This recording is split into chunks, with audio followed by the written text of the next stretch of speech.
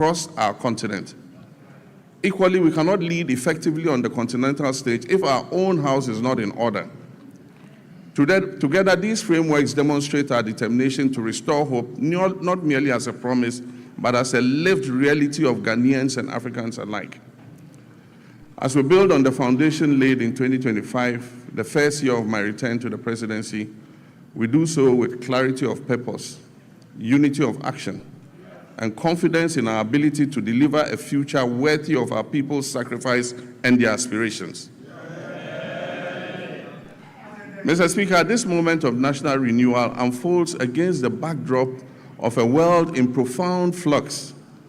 The global order we once knew is being rapidly reshaped, and the so-called rule-based international system endures only as long as it protects the advantages of those who designed it. Once emerging nations like ours begin to operate within those same rules to rebalance power, the very architects of that order prove willing to relax their commitments. Ghana, like many nations, has learned this hard truth. We cannot respond to this new reality with fragmentation, hesitation, or continued dependence. History has long taught us that resilience and prosperity will not be handed to us. They must be built deliberately through cooperation, self-belief, and strategic alignment. This era ahead demands that Africa must move from a posture of dependence to one of collective self-reliance.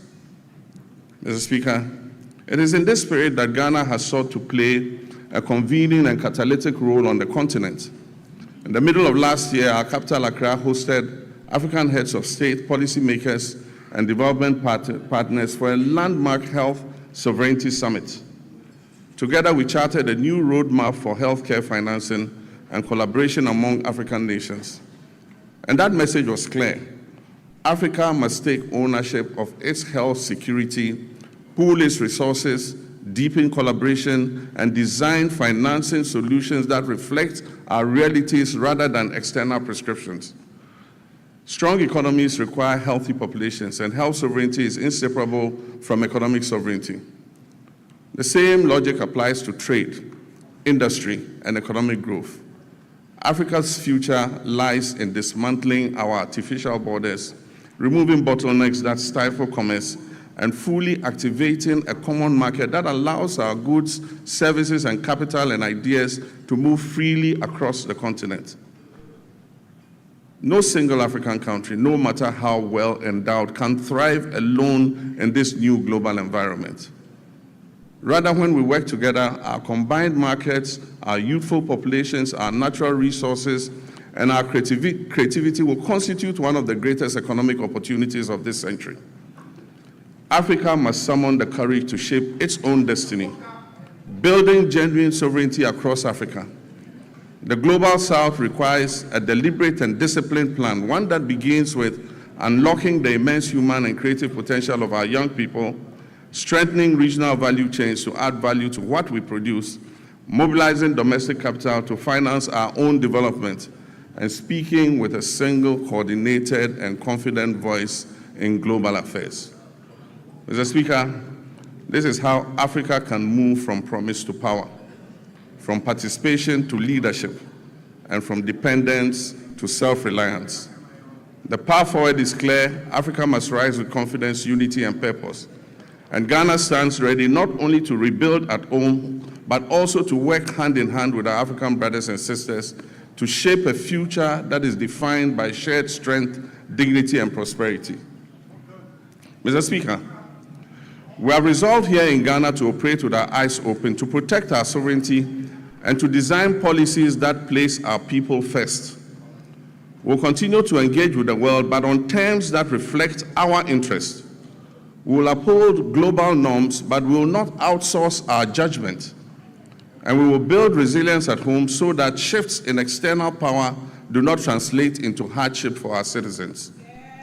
Mr. Speaker, when I last came before this House, I spoke candidly about the depth of the challenges we had inherited across all facets of our nation. Mr. Speaker, nowhere was this national malaise more evident than in the economic sector. We inherited an economy in severe crisis, burdened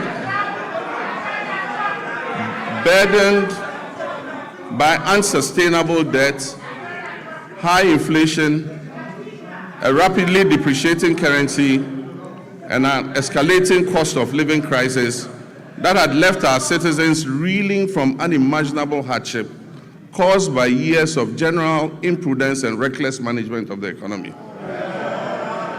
Mr. Speaker, I was clear from the outset that recovery would not come easily. But I was also clear that I'll stop at nothing to turn this situation around and bring relief to Ghanaians. I promised then that just as I have confronted and overcome crisis in the past, I'll reset our economy and return us to a path of growth, progress, and development. Mr. Speaker, I told this August House then, when I appeared before you last year, that we would have to take tough, prudent, and necessary decisions to restore stability and credibility. Today, Mr. Speaker, I can say to you with confidence, Ghana is back. Ghana is working again. And Ghana is open for business. The fundamentals are improving, and the path to sustained acceleration is very clear to everyone. From the outset, we resolved to choose discipline over waste, reform over excuses, and stability over speculation. As a responsible government, our first order of business was to halt the economic hemorrhaging and restore order to our public finances. We tightened expenditure and commitment controls. We improved payables reporting and conducted a comprehensive audit of 2024 commitments to restore credibility and discipline. Mr. Speaker, these measures have begun to deliver some of the most remarkable economic outcomes in decades. Mr. Speaker, as we approach the celebration of our 69th independence anniversary, we do so not only with pride in our past, but also with renewed hope for our future. We are building prosperity through sound policy, responsible governance, and inclusive growth. We are restoring hope by delivering on our promises and proving that good leadership makes a measurable difference in our people's lives. The Resetting Ghana agenda is working. The Accra Reset is gaining momentum. And together they are laying the foundation for a stronger, more resilient, and more prosperous Ghana. Mr. Speaker, our nation is on the runway. It is in takeoff mode. And you are all advised to fasten your seat belts.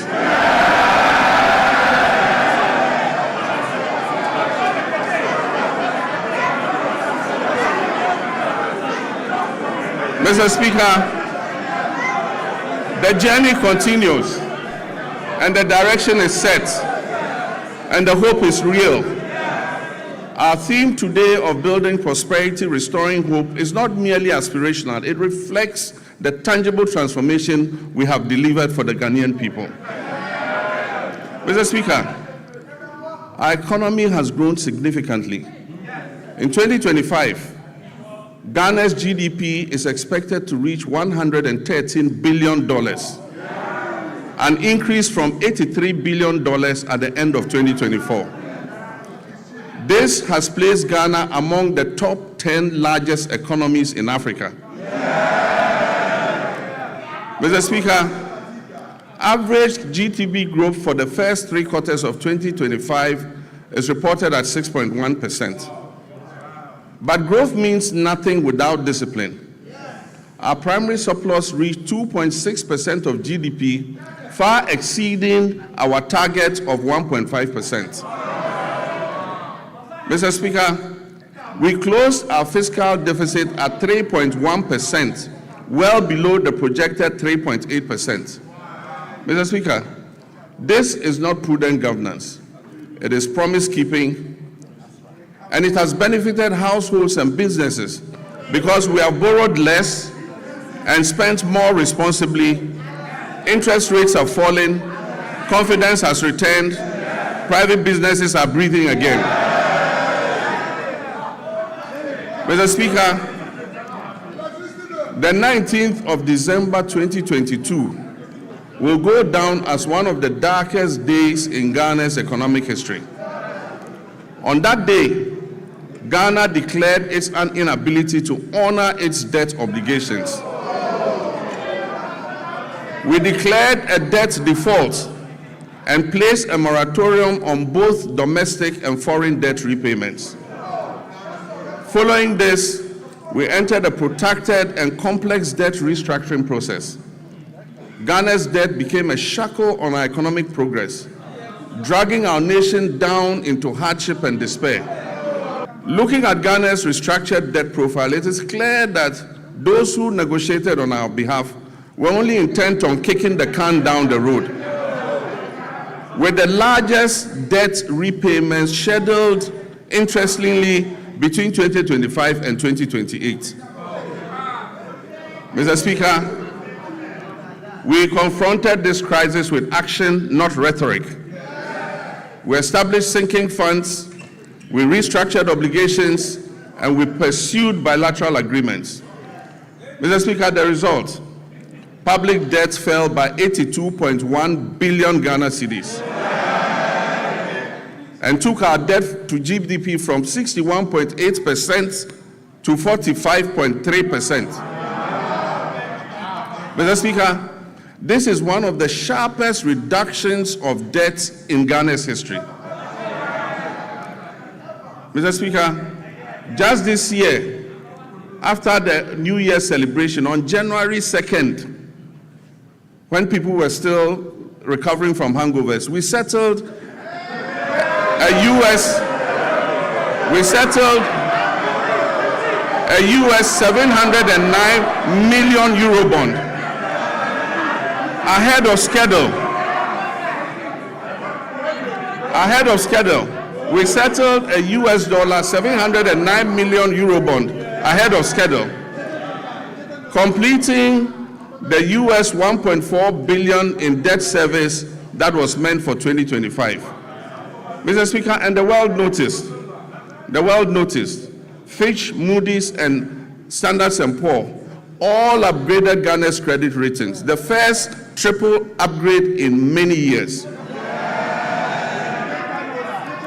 Mr. Speaker, Ghana's credibility is restored.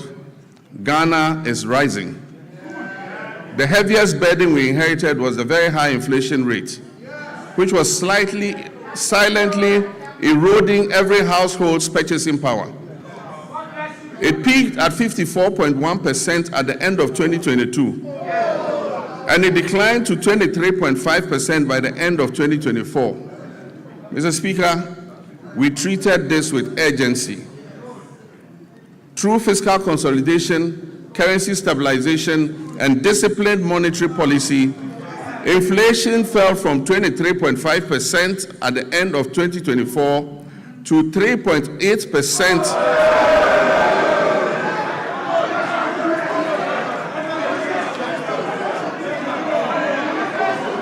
Mr. Speaker, inflation fell from 23.5% at the end of 2024 to 3.8% over 13 consecutive months by January 2026. Mr. Speaker, and very interesting, food inflation, which had been the main driver of the upward pressure on inflation, fell by 26.6 percentage points. Inflation for locally produced goods fell by 22.6 percentage points. Mr. Speaker, these are not just statistics. These translate into the reality of a parent being able to put food on the table for their children. It translates into the reality of businesses thriving and creating opportunities for Ghana's young people. Mr. Speaker, petrol prices dropped from 15.2 Ghana cedis to 10.7 cedis per litre. And only recently, it dipped below the 10 cedi mark to 9.97. Diesel fell from 15.4 to 11.3.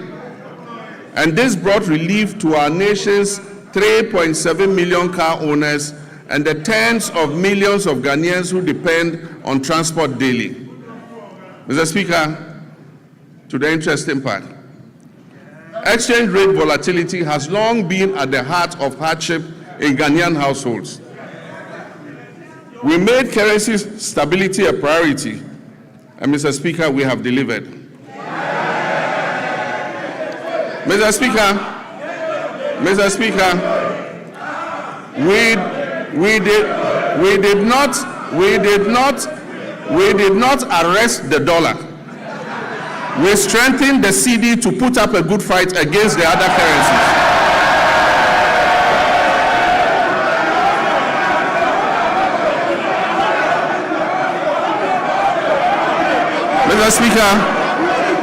Mr. Speaker, we did not arrest the dollar. We strengthened the cedi to put up a good fight against the other currencies.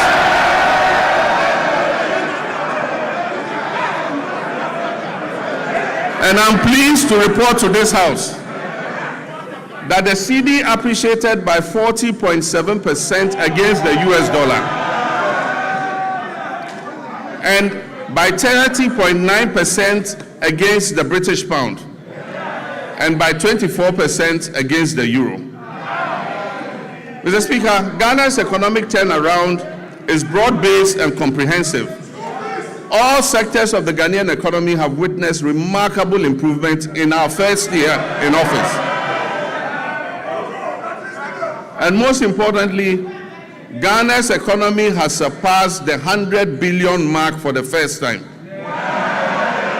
And as I said, it is projected to place Ghana among the top 10 largest economies in Africa. Mr. Speaker, our reserves currently stand at $13.8 billion from $8.9 billion at the end of 2024. This covers 5.7 months of import. A key driver of this development has been the establishment of the Ghana Gold Board. By formalizing gold exports, we have reduced smuggling, we have increased recorded exports in the artisanal and small-scale mining sector from 63.6 tons to 103 tons. And we've channeled that foreign exchange into our economy. Mr. Speaker, when the cedi stabilizes, imported inflation falls, businesses can plan better, and household incomes improve. Mr. Speaker, as global uncertainty grows, it is necessary for us to reduce our country's exposure to external shocks, break the cycle of economic downturns, and safeguard our macroeconomic stability. Just last Wednesday, 25th February 2026, the Minister for Finance presented the Ghana Accelerated National Reserve Accumulation Policy to this House. Mr. Speaker, this policy seeks to strengthen our country's external resilience by increasing our international reserves to 15 months of import cover by the end of 2028, supporting long-term structural transformation while safeguarding macroeconomic stability. Mr. Speaker, it is forecast that gold prices will remain high over the next 3 years.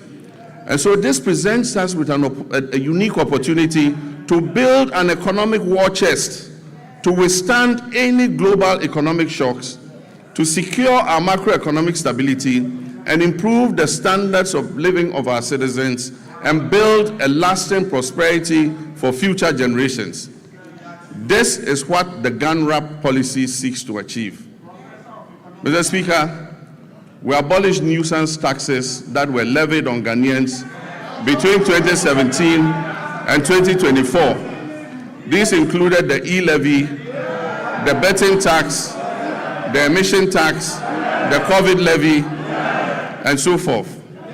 Mr. Speaker, we have reformed VAT comprehensively, One, by abolishing the 1% COVID-19 levy, decoupling Get Fund and NHIL from VAT, reducing the effective VAT rate from 21.9% to 20%, raising the VAT threshold to 750,000 Ghana cedis to exclude petty businesses, and extending zero rating on textiles up to 2028.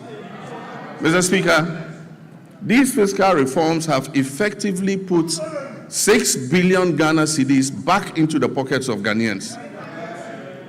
Interest rates have fallen from above 30% to currently between 18 and 20%, freeing up credits for businesses and households. And according to the Ghana Statistical Services, over 1 million Ghanaians have found employment between Q1 and Q3 of 2025. Mr. Speaker, and 950,000 Ghanaians have escaped multidimensional poverty over the same period.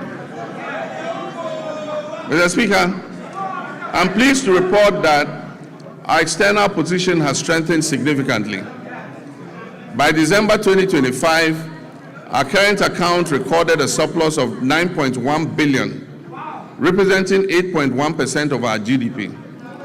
This is a remarkable increase from 1.5 billion or 1.8% of GDP in 2024.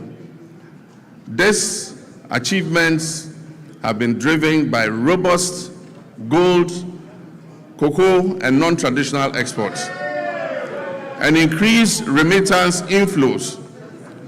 This improvement demonstrates that our economy is gaining strength and resilience again on the global stage. We've moved decisively from planning to action on our flagship 24-hour economy and accelerated export development program.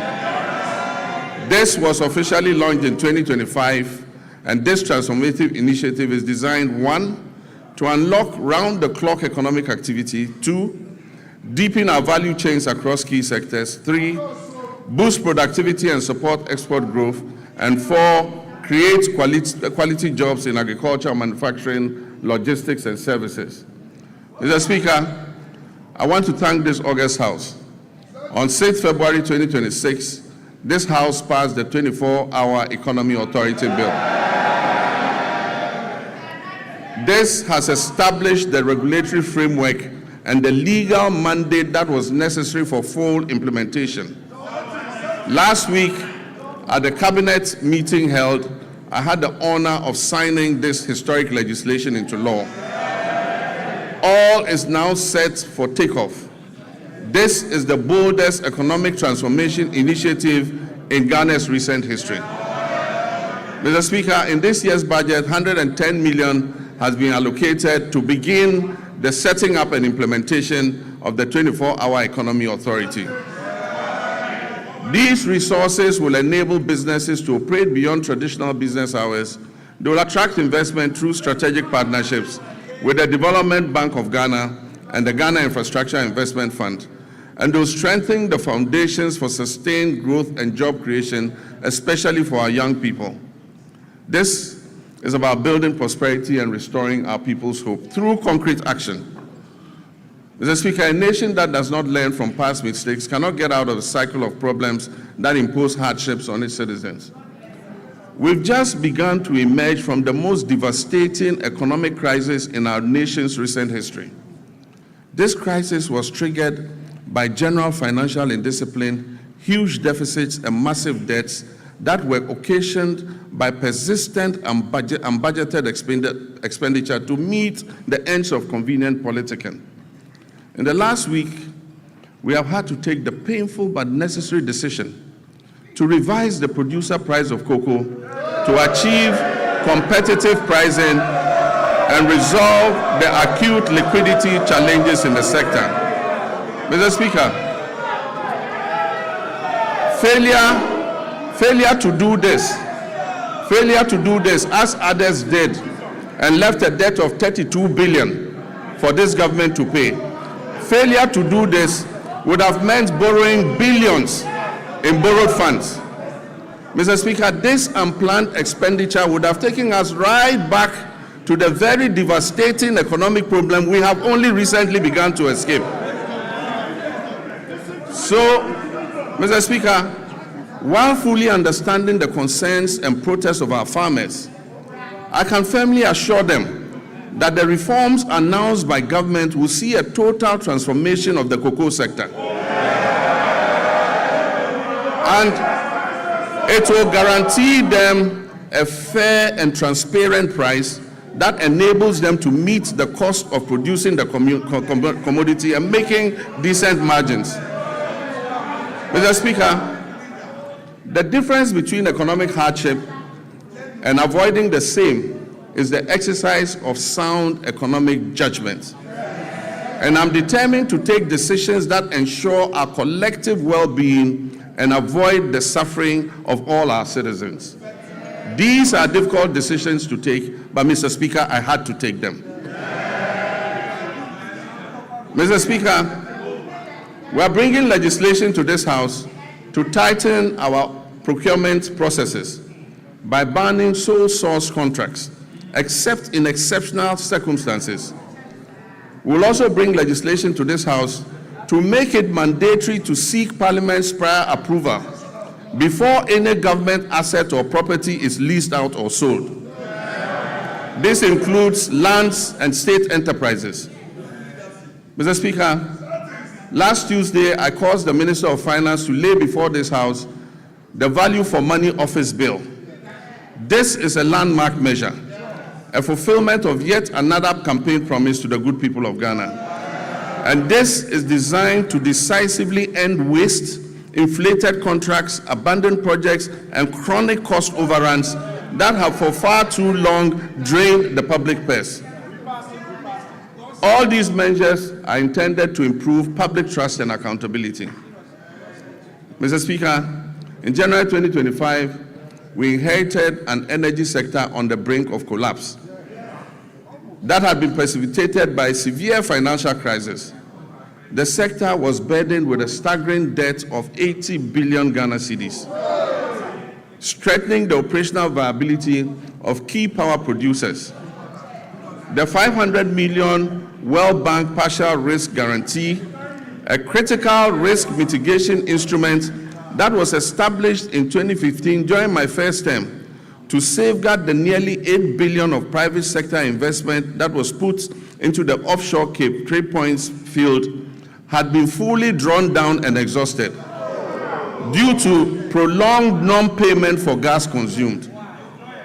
Mr. Speaker, at the distribution level, the Electricity Company of Ghana was plagued by high commercial and technical losses, collecting only 62% of the energy it purchased from generators and declaring less than 50% of its collection into the cash waterfall mechanism. Mr. Speaker, the result was severe liquidity shortfalls and power challenges throughout 2024.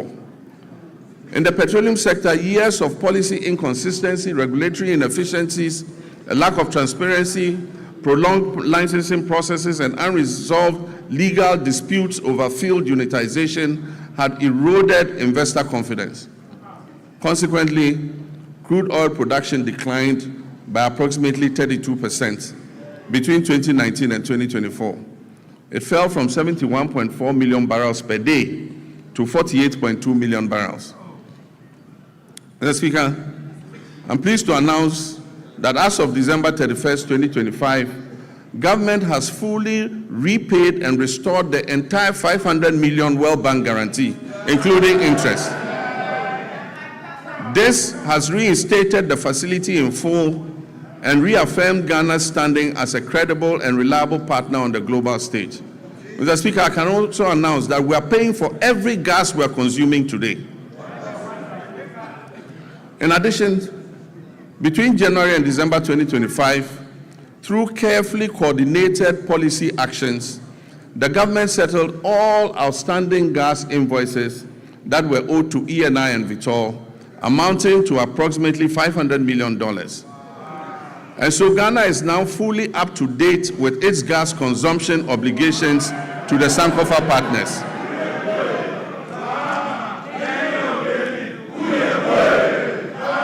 And I'm pleased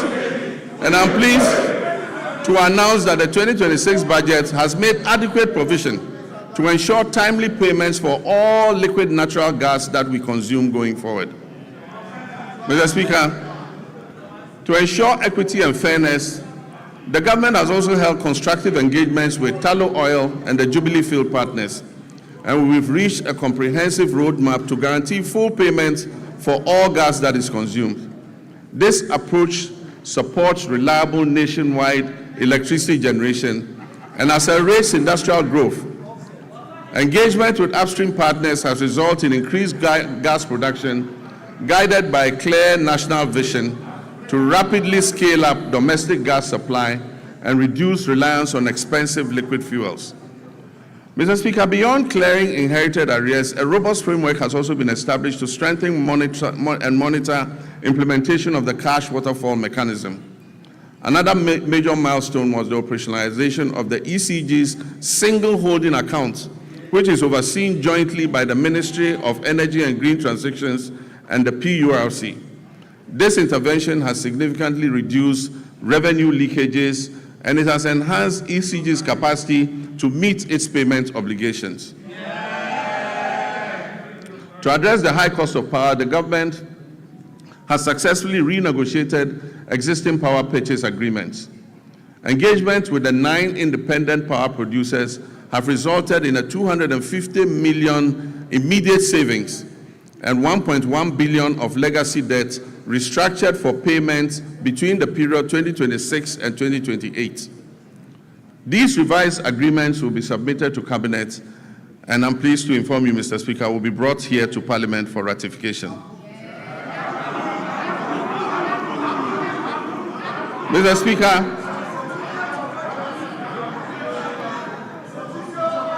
under the Rural Electrification Program, 200 out of the 400 targeted communities have been connected to the national grid, with a further 100 at various stages of completion. The national electricity access for Ghana today stands at 89.05. We are committed to ensuring that every Ghanaian has access to reliable, affordable electricity. It is worrying that the Electricity Company of Ghana continues to experience high power losses. To address this phenomenon and anchor the gains we have made, adopting private sector participation, particularly in billing and collection, is the most effective way to significantly reduce these losses. Cabinet has approved the multiple lease method for concessions in the distribution utilities, and work is ongoing to implement this critical reform. Mr. Speaker, the Bui Power Authority has completed an additional 50 megawatts of solar power. In the distributed solar sector, 30 megawatts was achieved through rooftop installations, bringing our total installed capacity to 250 megawatts of solar, and this represents 5% of renewable energy in our entire generation mix. A few months ago, I broke ground for a 200 megawatt solar power project at the Dawa Industrial Zone, with the first 100 megawatts scheduled for completion in December 2026. The Ministry of Energy and Green Transitions is constructing 35 mini-grids to serve 47 islands and lakeside communities in the Oti, Savannah, and Bono East regions. The ministry will also supply 12,000 new smart net meters from the end of the first quarter of this year, 2026. And under the off-grid solar home system for public institutions, delivery of materials for the first phase of 350 systems has commenced. It means that public institutions are going to be fitted with solar to reduce their power consumption. Mr. Speaker, as part of the last mile electrification effort to achieve 99.98% universal access by 2030, the ministry has mainstreamed mini-grids into the National Electrification Scheme. Consequently, a feasibility study for the Afram Plains North District was completed to receive solar power, bringing the total number of islands and lakeside communities in the Afram Plains North and South to 150 that are ready for mini-grid solar electrification. I'm pleased to announce that the African Development Bank has committed to providing $100 million to fund the construction of renewable energy-based mini-grids for these communities. Mr. Speaker, we've signed a memorandum of understanding with the Jubilee and Tenfield partners to commit another $2 billion to additional investment in the Jubilee field. This will include drilling up to 20 new wells, the first wells being drilled in more than 9 years. Mr. Speaker, there's a second memorandum of intent with the OCTP partners, that's ENI and Vitol, to commit $1.5 billion of additional investment in the OCTP field in the Cape 3 Points Block 4 contract area, among others. This agreement will significantly increase Ghana's oil and gas production, thereby enhancing energy security, domestic demand, and infrastructure development. Mr. Speaker, we're on course to revitalize the Ghana Cylinder Manufacturing Company through a strategic partnership with the National Petroleum Authority, Ghana Gas, and the Ghana Commercial Bank. This will boost production, ensure a steady supply of safe LPG cylinders, and strengthen local manufacturing. Mr. Speaker, I'm also pleased to announce to you that Tema Oil Refinery is back.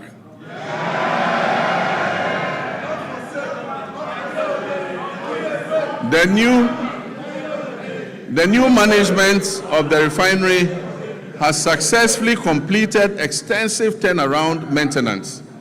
And I'm pleased to inform you that this August House that for the first time since 2018, the refinery has commenced processing of crude oil into petroleum products again. So, Mr. Speaker, let me assure our countrymen and women that the energy sector reforms continue unabated. I remain fully committed to turning around the sector, strengthening its foundations, and ensuring reliable, affordable, and sustainable energy security for our nation. Mr. Speaker, agriculture remains central to our national renewal. Since January 2025, this administration has embarked on a decisive reset of Ghana's agricultural sector under our Agriculture for Economic Transformation agenda, with the Feed Ghana program serving as the flagship vehicle for implementation. Our objective is clear: to restore food sovereignty, stabilize food prices, reduce import dependence, increase decent jobs, especially for youth, and reposition agric as a strategic growth sector under our 24-hour economy policy. Mr. Speaker, as of January 2025, food inflation stood at 28.3%, following an unprecedented peak of 61% in January 2023. This situation placed severe pressure on households and undermined national stability. Today, food inflation has declined significantly to 4.9%, and this has provided relief to Ghanaian families and businesses.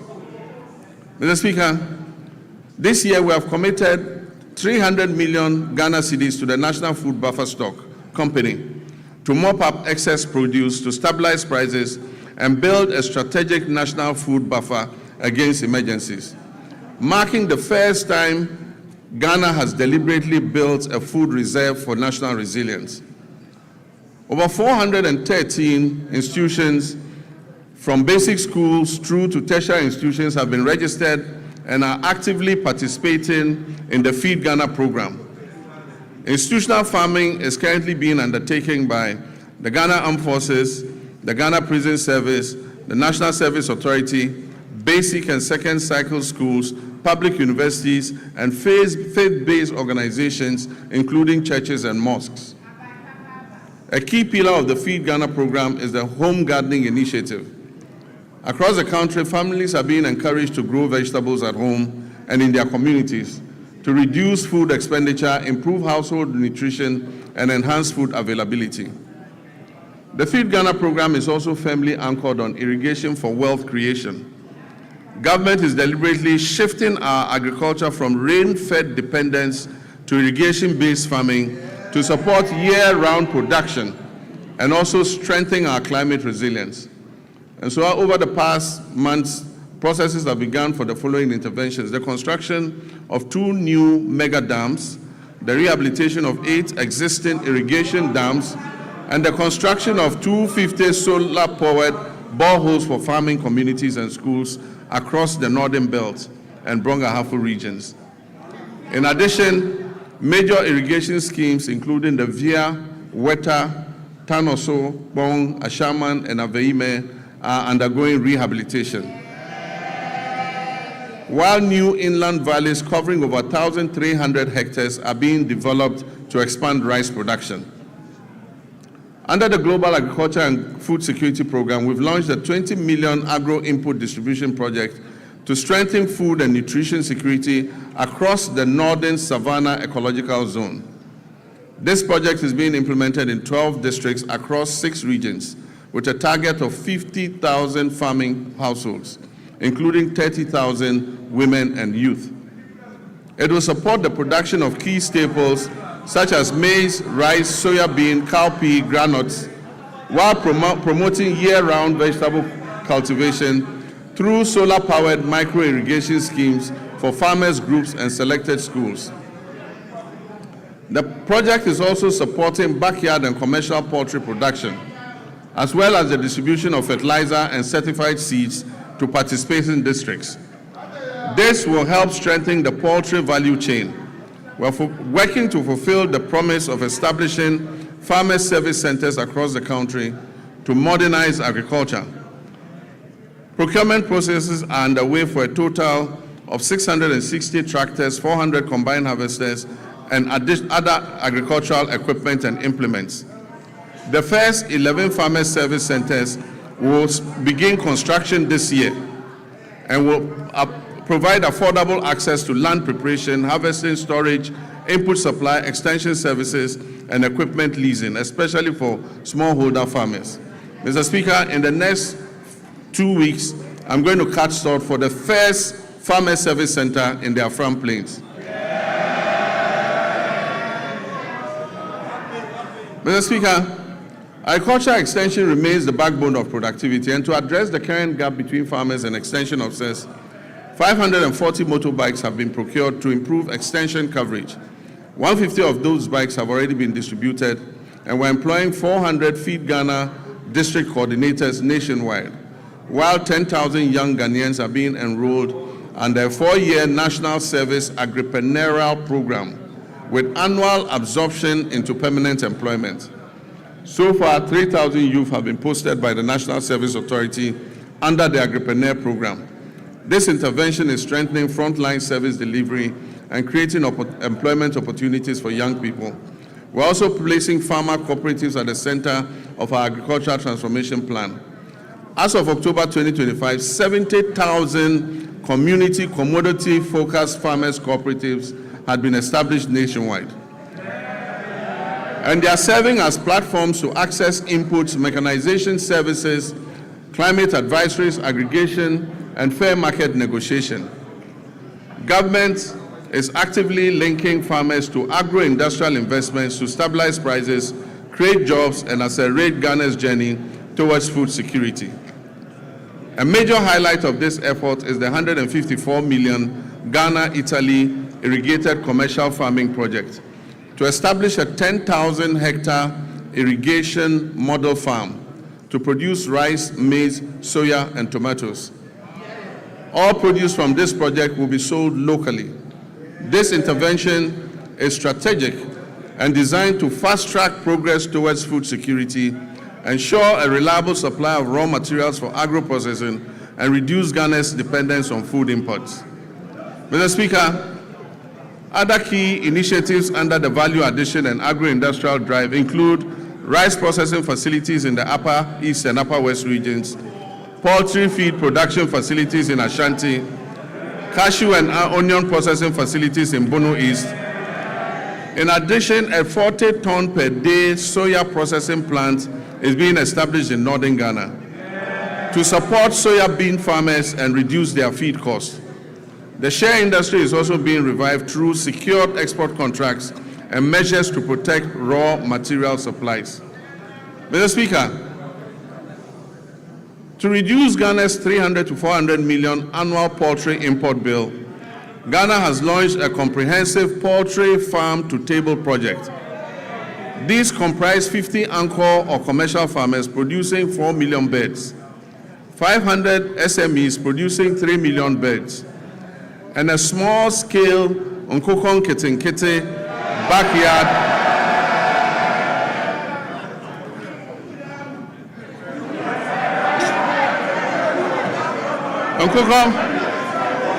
and a small-scale Nkokon Kitinkiti backyard poultry program that is targeting 3 million birds nationwide, with emphasis on women and young children.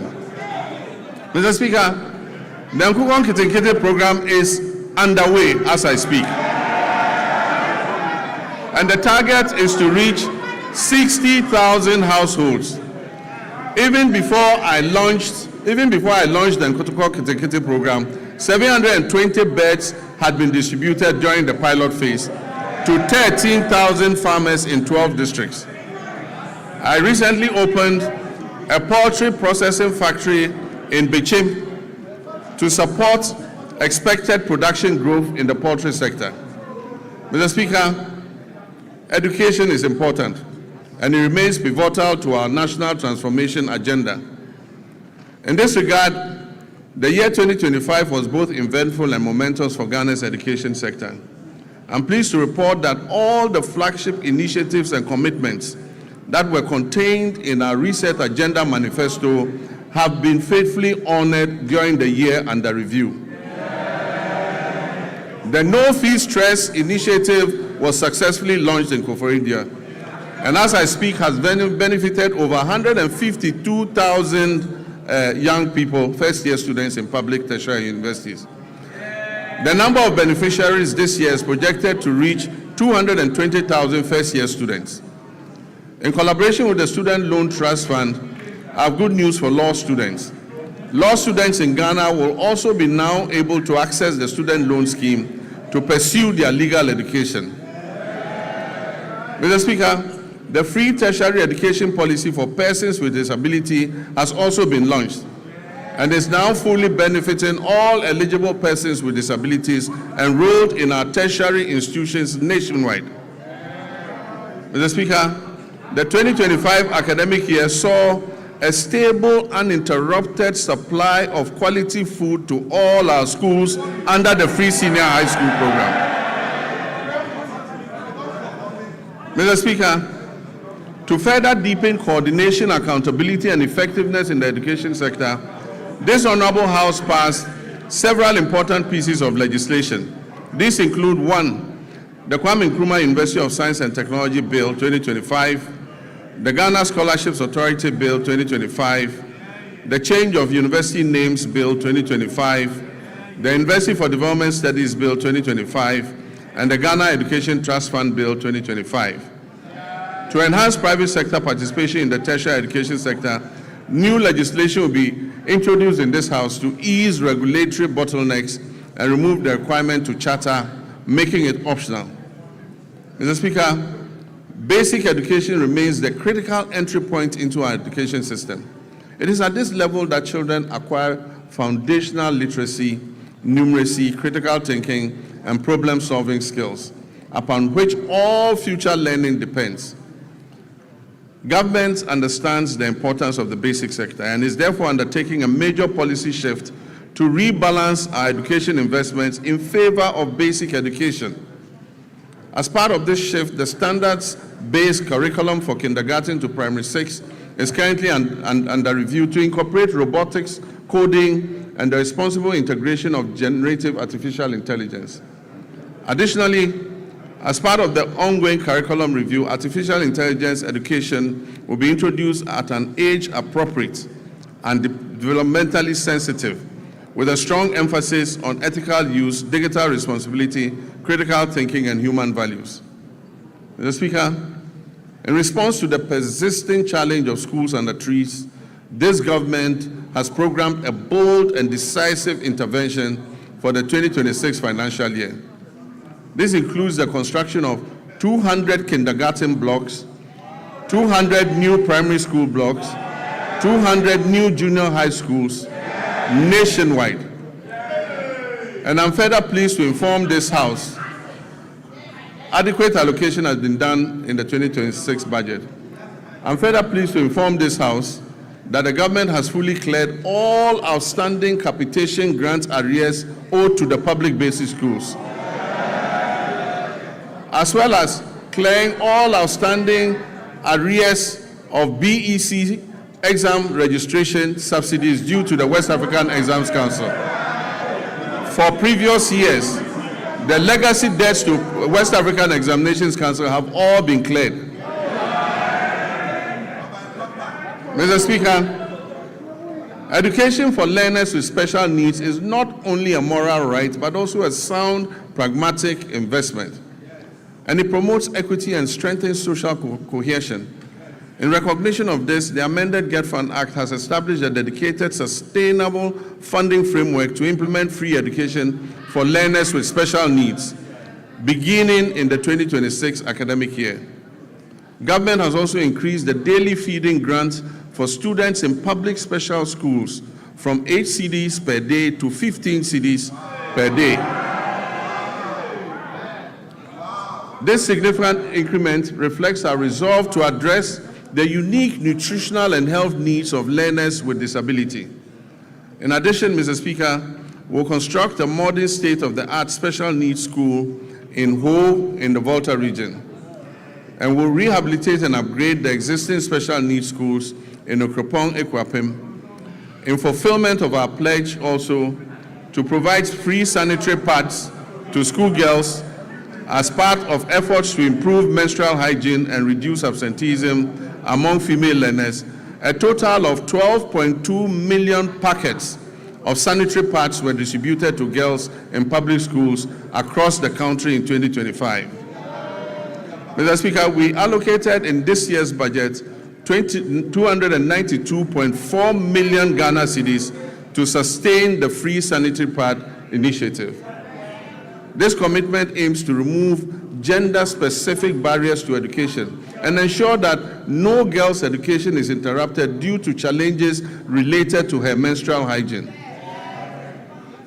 Mr. Speaker, as part of efforts to decongest senior high schools and increase access and ensure parity in educational opportunities, government is going to convert and upgrade 30 Category C secondary schools to Category B, and convert and upgrade 10 Category B schools to Category A.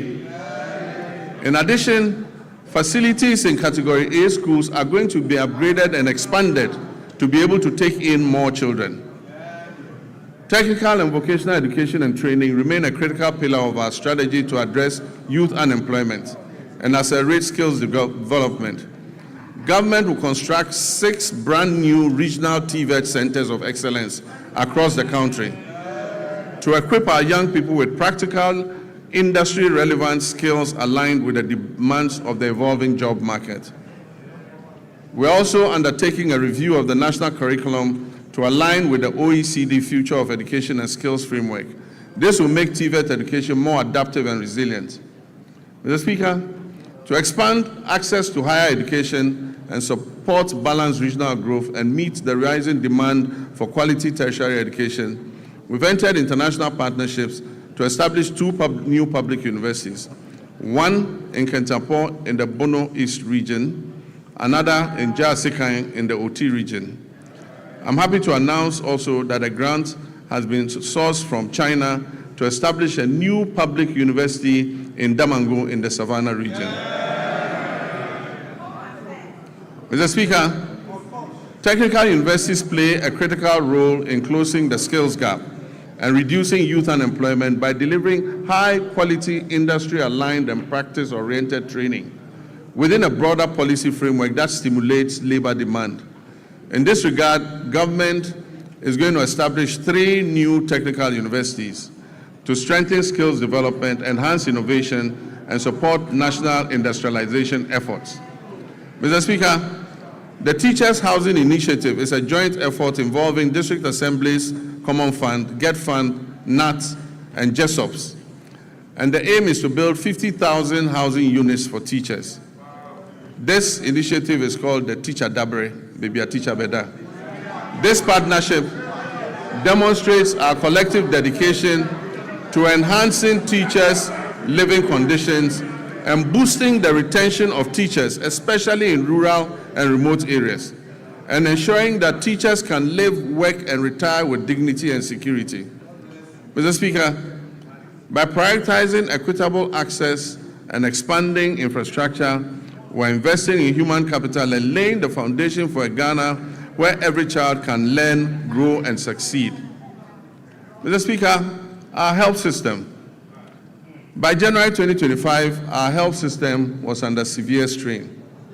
Aging and deteriorating equipment, stalled hospital projects amounting to 15 billion Ghana cedis in liabilities, and growing workforce pressures had weakened service delivery. Over the past year, donor support to our health sector declined sharply from 19% of our total health budget to just 2.2% today, creating an annual financing gap of more than 2.4 billion Ghana cedis. The withdrawal of support from programs previously financed by partners such as the USAID exposed the vulnerability in essential supplies and services, particularly in remote and underserved communities. Faced with these realities, my government chose to act decisively. In 2026, direct government funding for health will account for about 72% of our total health spending.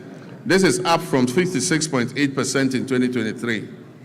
Core health allocations have risen to GHS 23.3 billion, and with national health insurance resources included, total health financing now stands at 34.7 billion Ghana cedis. This reflects our clear commitment to domestic financing and health sovereignty. At the same time, we have faced the growing burden of non-communicable diseases. Today, non-communicable diseases account for over 40% of all deaths in Ghana and remain a major cause of household poverty. To address this, the government established the Ghana Medical Trust Fund, otherwise called Mahama Cares.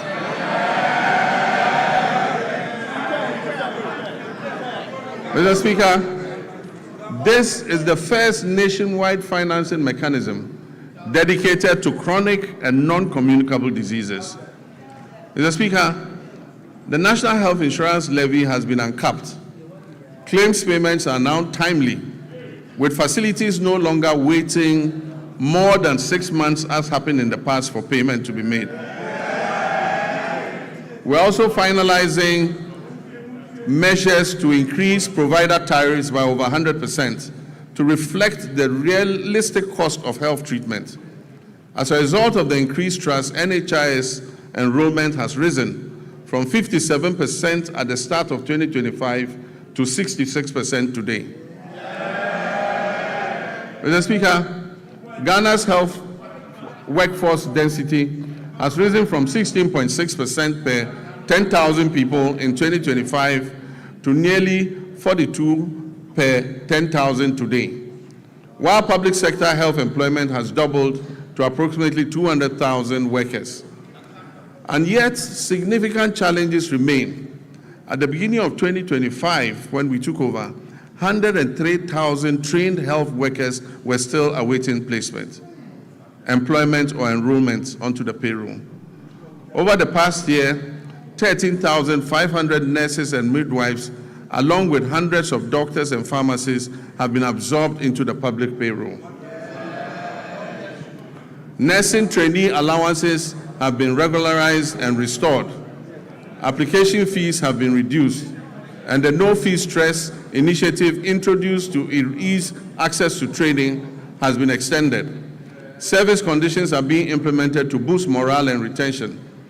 Looking ahead, government will expand recruitment and take necessary action to add more health workers onto the payroll. We will also correct the maldistribution of health workers through targeted incentives for health workers who agree to serve in underserved areas. Let me use this opportunity to appeal to our gallant health workers to accept postings to our underserved areas, seeing as it is a national call to duty, while we work to ensure that they have an enabling environment to do their work. Mr. Speaker, we'll also scale up specialist and advanced nursing training to match the country's changing disease profile. New post-basic nursing programs in cardiology, nephrology, endocrinology, and oncology will be introduced. While the two existing ones, emergency and critical care nurses, will be scaled up. At least 30 nursing training institutions will transition to competency-based degree curriculums, supported by new scholarship opportunities for PhD-level training for nurses and allied health professionals. Mr. Speaker, on health infrastructure, my government remains firm in its commitment not to abandon unfinished projects. We'll continue to retool facilities, strengthen emergency and disease surveillance systems, and ensure that health infrastructure is properly aligned with staffing, equipment, and financing. In 2026 budget, provision has been made to commence regional hospitals in Oti, Savannah, and the Western North regions. This will expand access to quality care. Aligned with the reset agenda, we're making strategic investments in local pharmaceutical and vaccine production. The government has allocated $50 million in seed funding to the National Vaccine Institute. And in 2025, a local manufacturer secured market authorization to produce snake venom antiserum right here in Ghana. We're also finalizing steps to implement an advanced market commitment to prioritize locally manufactured vaccines and pharmaceuticals in public procurement. Production of the tetanus diphtheria vaccine is expected to commence this year through a partnership with an Indonesian pharmaceutical firm. Disease control remains our priority in our country's immunization financing. We will strengthen immunization financing. In 2025, the vaccine budget for children and pregnant women was increased by 46%, exceeding the 171 million Ghana cedis. And this enabled Ghana to fully and promptly finance all its vaccines and reduce the risk of preventable outbreaks. In 2025, we also introduced the HPV vaccine to protect young women and girls against cervical cancer. Mr. Speaker, Ghana's HIV prevalence rate is estimated at 1.6%. And as I speak with you, there are about 350,000 of our countrymen and women living with HIV and AIDS. Mr. Speaker, although prevalence is low, some population segments and regions have significantly higher incidence than the national average. The Ghana AIDS Commission has been tasked with ensuring the availability of testing and antiretrovirals. This year, government will fully roll out a free primary health care program, removing all cost barriers at the primary level where it is most needed, while strengthening prevention, screening, and health promotion, especially for non-communicable diseases. The Ghana Medical Trust Fund will be scaled up, and access to advanced cardiac care, including cardiac catheterization services at Tamale, Kolebu, and Komfo-Anokye Hospital, will be expanded to reduce overseas referrals and position Ghana as a center for specialized care in the sub-region, in line with our medical tourism objectives. Mr. Speaker, the Ministry of Health is expected to issue guidelines to eliminate the unacceptable no-bed syndrome. Patients facing medical emergencies must be received and given help, if even under makeshift conditions. You don't need to have a comfortable bed to save a patient. No patient must be turned away from any health facility they report to. Mr. Speaker, but in the meantime, government will expand capacity by implementing the Rich Hospital Phase 2 project to increase the number of beds at the Greater Accra Regional Hospital. We will also continue and complete the Police Hospital project, and also continue and complete the La General Hospital. Mr. Speaker, in the Ashanti region, we will complete the Sewa Regional Hospital. We will complete the Aferi Military Hospital. And we will complete the Komfo-Anokye Teaching Hospital Maternity and Children's Block. Mr. Speaker, we remain on course to build a stronger, more resilient, and more self-reliant health system for all Ghanaians. Mr. Speaker, roads are a very important sector. We inherited a burden of significant financial obligations and structural pressures in the road sector that had accumulated over the years. As of December 2024, outstanding payments on road projects financed through the consolidated fund stood at 21 billion Ghana cedis. These were certified works executed by contractors across the country for which payment had not been made.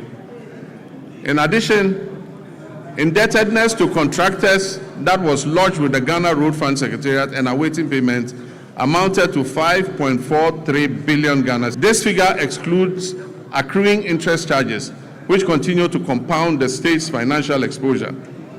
Mr. Speaker, beyond these arrears, we inherited also contractual commitments, that is signed contracts, totaling more than 104 billion Ghana cedis. These commitments represent signed contracts for road projects at various stages of execution, many of them without corresponding secured funding to guarantee timely completion. By the end of 2025, the Ministry of Finance and Roads had cleared arrears amounting to almost 10 billion Ghana cedis owed to road contractors. And we are steadily continuing to reduce the road sector debts. Mr. Speaker, the famous Big Push infrastructure program. This is my vision for a national infrastructure drive to restore critical national infrastructure. Naturally, the bulk of the money is dedicated to the road sector. We want to open economic corridors, create jobs, and reduce the cost of doing business. Mr. Speaker, as I speak to you, work has started on 50 major road projects that cover a distance of 1,144 kilometers. The total estimated cost of these projects is 50 billion Ghana cedis. Meanwhile, government is also completing 23 projects that were awarded by the previous administration but were not paid for. These projects amount to another 573 kilometers and are estimated to cost 15 billion cedis. So if you add that to the 1,500, it means about 2,000 kilometers of roads are currently undergoing rehabilitation as I speak. This is the biggest major investment in our road sector in the history of Ghana.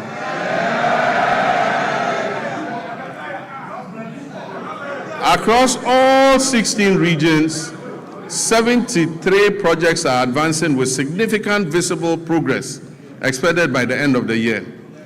Some of these include Tepamaban-Goso, the Kumasi Bypass Road, Swami Interchange and Local Roads, Sunyani Outer Ring Road, Sampa Jinijini Road, Techima Nkonsia Winchi Road, dualization of Winneba Cape Coast Road, Kwau Tafo Adosu Road, Dodowa Afienya Dawenya, Bintiri Nakwanduri, Tamale Outer Ring Road, Wenchi Sola, Sola Wa, Bole Chache, Bole Town Roads, Navrongo Tumu, Tumu Han Lora, Atimpoku Ho, Ho Denu, dualization of Accra Aflao, dualization of Cape Coast Akrade, Dadieso Akontombra, to name just a few.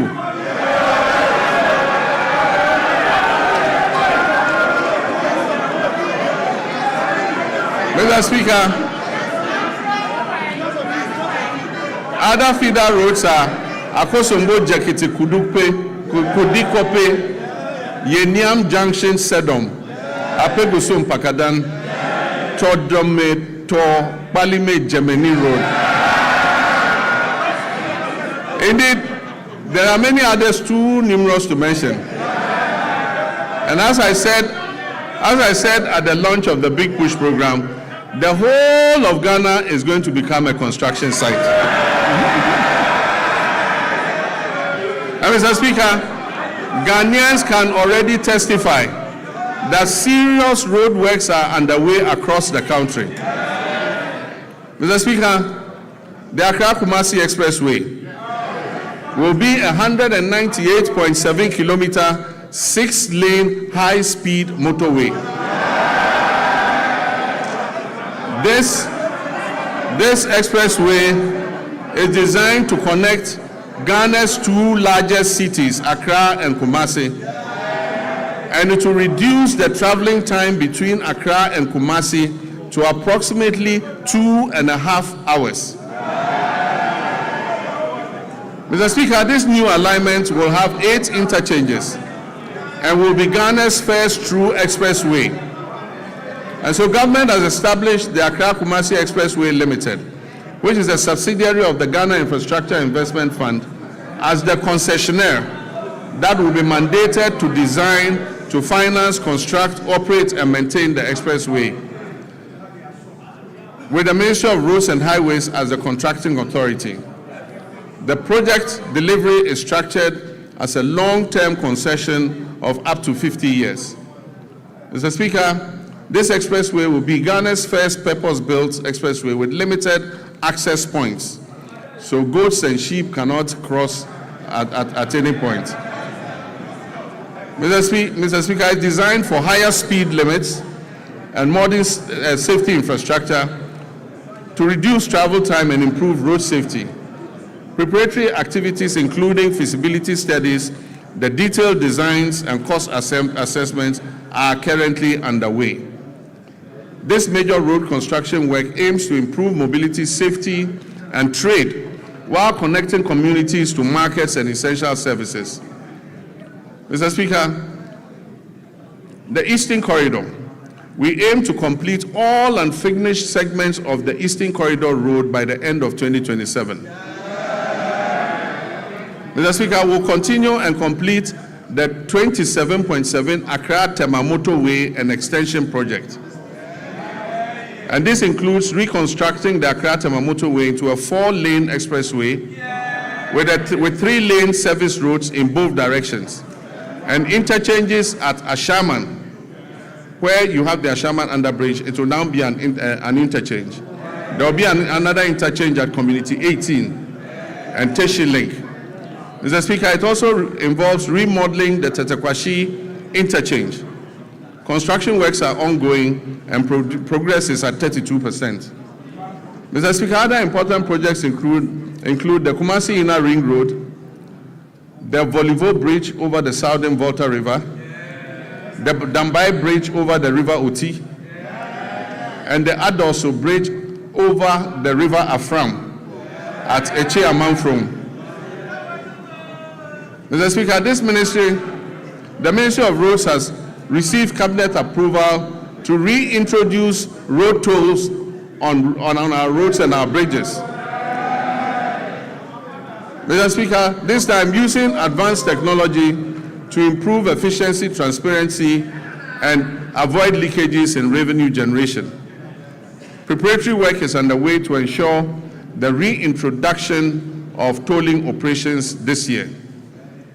Mr. Speaker, there is no doubt that an effective and efficient transport system is integral to any economic development plan. So to improve public transport services in the country, government is supporting Intercity SCC Coaches Limited, Metro Mass Transit Limited, and the private road transport operators to renew their fleets. Currently, a total of 300 buses have been procured to improve road transport. The initial batch of 100 buses is scheduled to arrive in the country by the end of the first quarter of this year. Mr. Speaker, in fulfillment of my pledge to re-establish a national airline, a 10-member task force established to oversee this initiative has submitted a business model and operational framework to guide the selection of a strategic partner for the new national airline. And this new national airline will take off soon, inshallah. Mr. Speaker, passenger traffic handled by the Ghana Airports Company increased to 3.625 million passengers in 2025. This was an increase from 3.4 million in 2024. In response to the rising passenger traffic and congestion at the Accra International Airport's new Terminal 3, we are remodeling Terminal 2 into a dual-purpose facility to serve both domestic and international flights. So, when the remodeling of Terminal 2 is finished, all the domestic flights and some of the international flights will be moved to Terminal 2 so that we ease the congestion on Terminal 3. This will improve operational efficiency and enhance the overall passenger experience. Mr. Speaker, Accra's Terminal 3 remains amongst the best in Africa. A new concourse will link Terminal 2 and Terminal 3 so that passengers arriving in Terminal 2 and having to move to Terminal 3 won't have to come out and walk. They'll go through the concourse. Mr. Speaker, Terminal 3 is going to be supported by a new 7-story floor car park. It will also have an airport hotel and retail amenities to service the passengers. Mr. Speaker, runway expansion and overlay is currently being undertaken to strengthen the Accra International Airport's runway. Mr. Speaker, we will also begin work on new regional airports in Sunyani, in Bolgatanga, and Wa. In Sunyani, the current location of the airport is not appropriate to extend the runway, and so we have to move and build a new airport at a different location.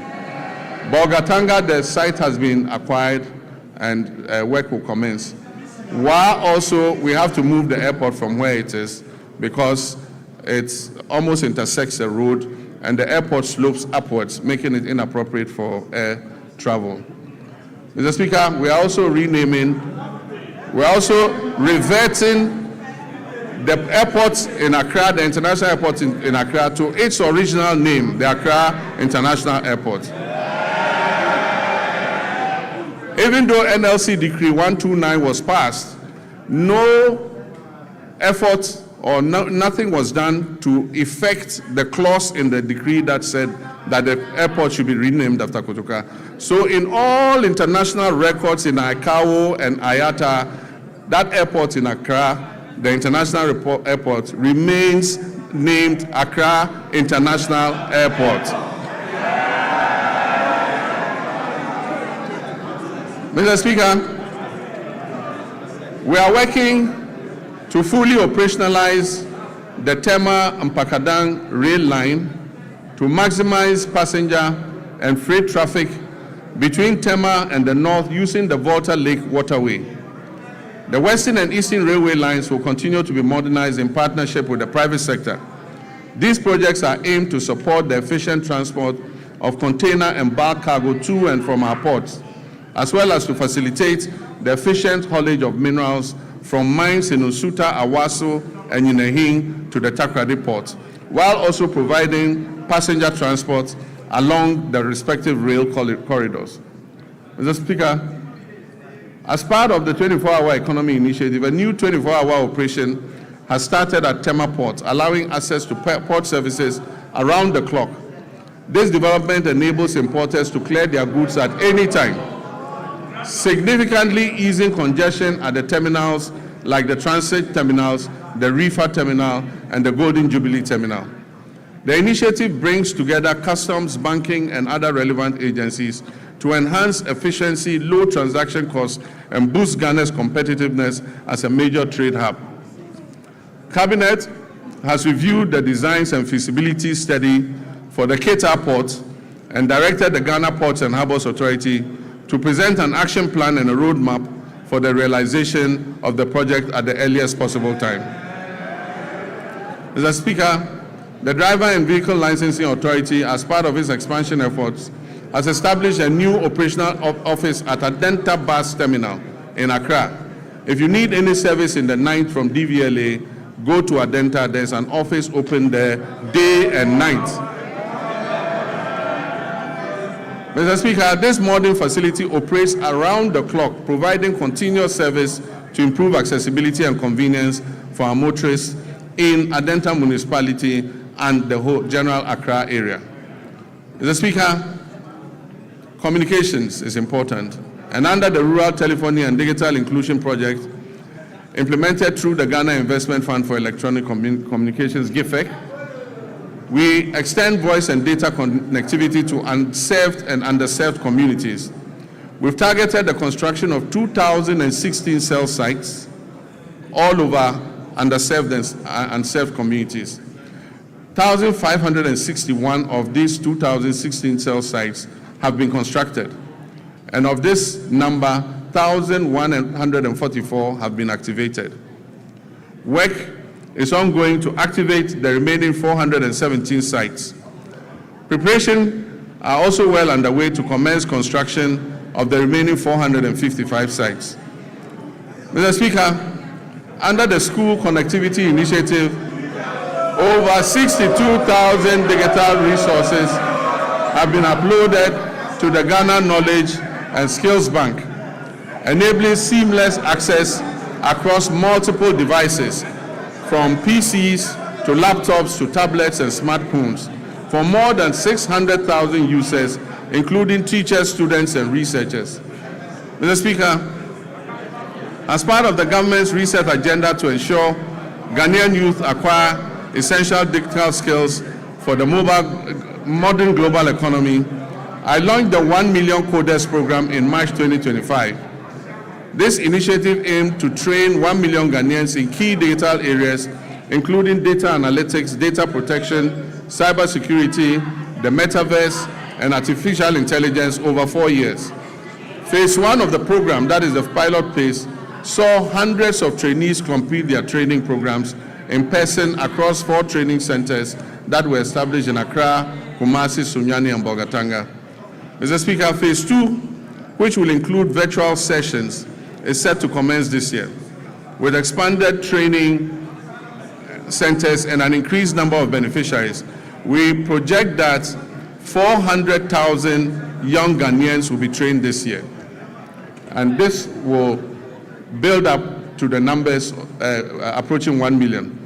Mr. Speaker, the fight against corruption has remained a defining priority of my government and represents a central pillar of our commitment to good governance and accountability and the prudent management of public resources.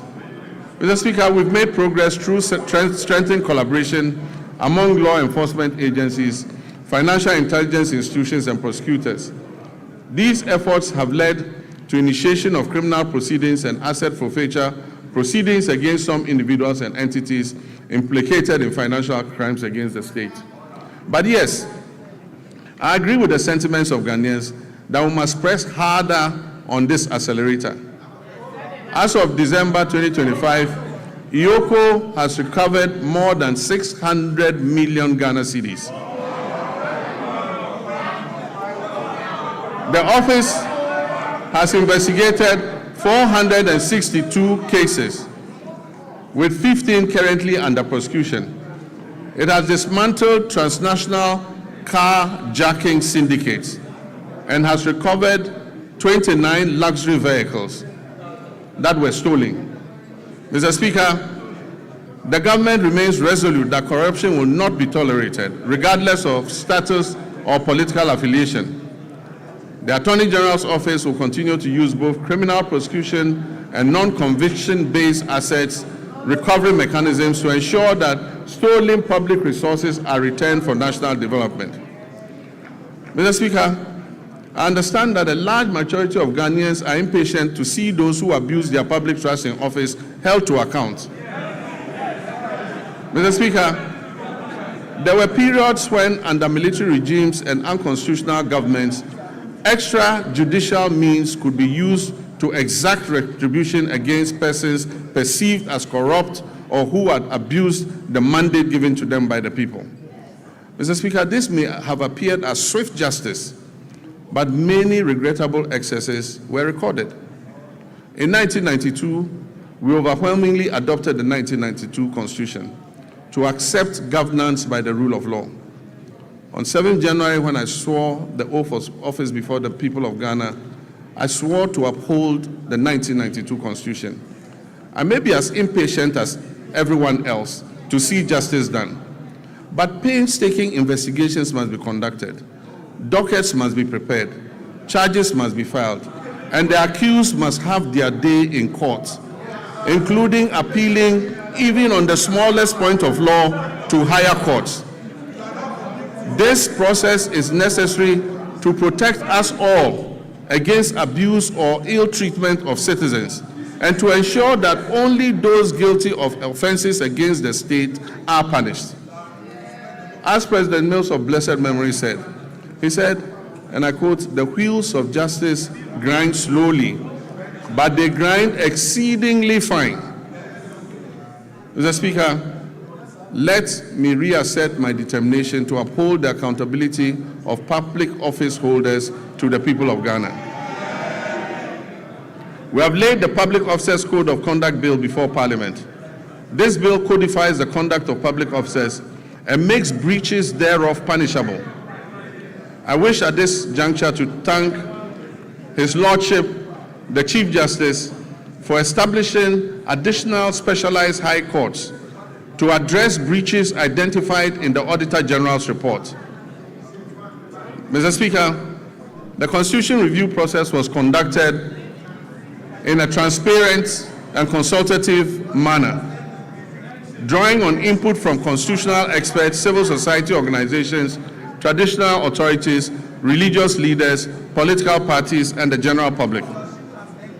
The review committee has submitted its comprehensive report containing detailed proposals to amend the Constitution to address identified weaknesses and make it more welfare enhancing.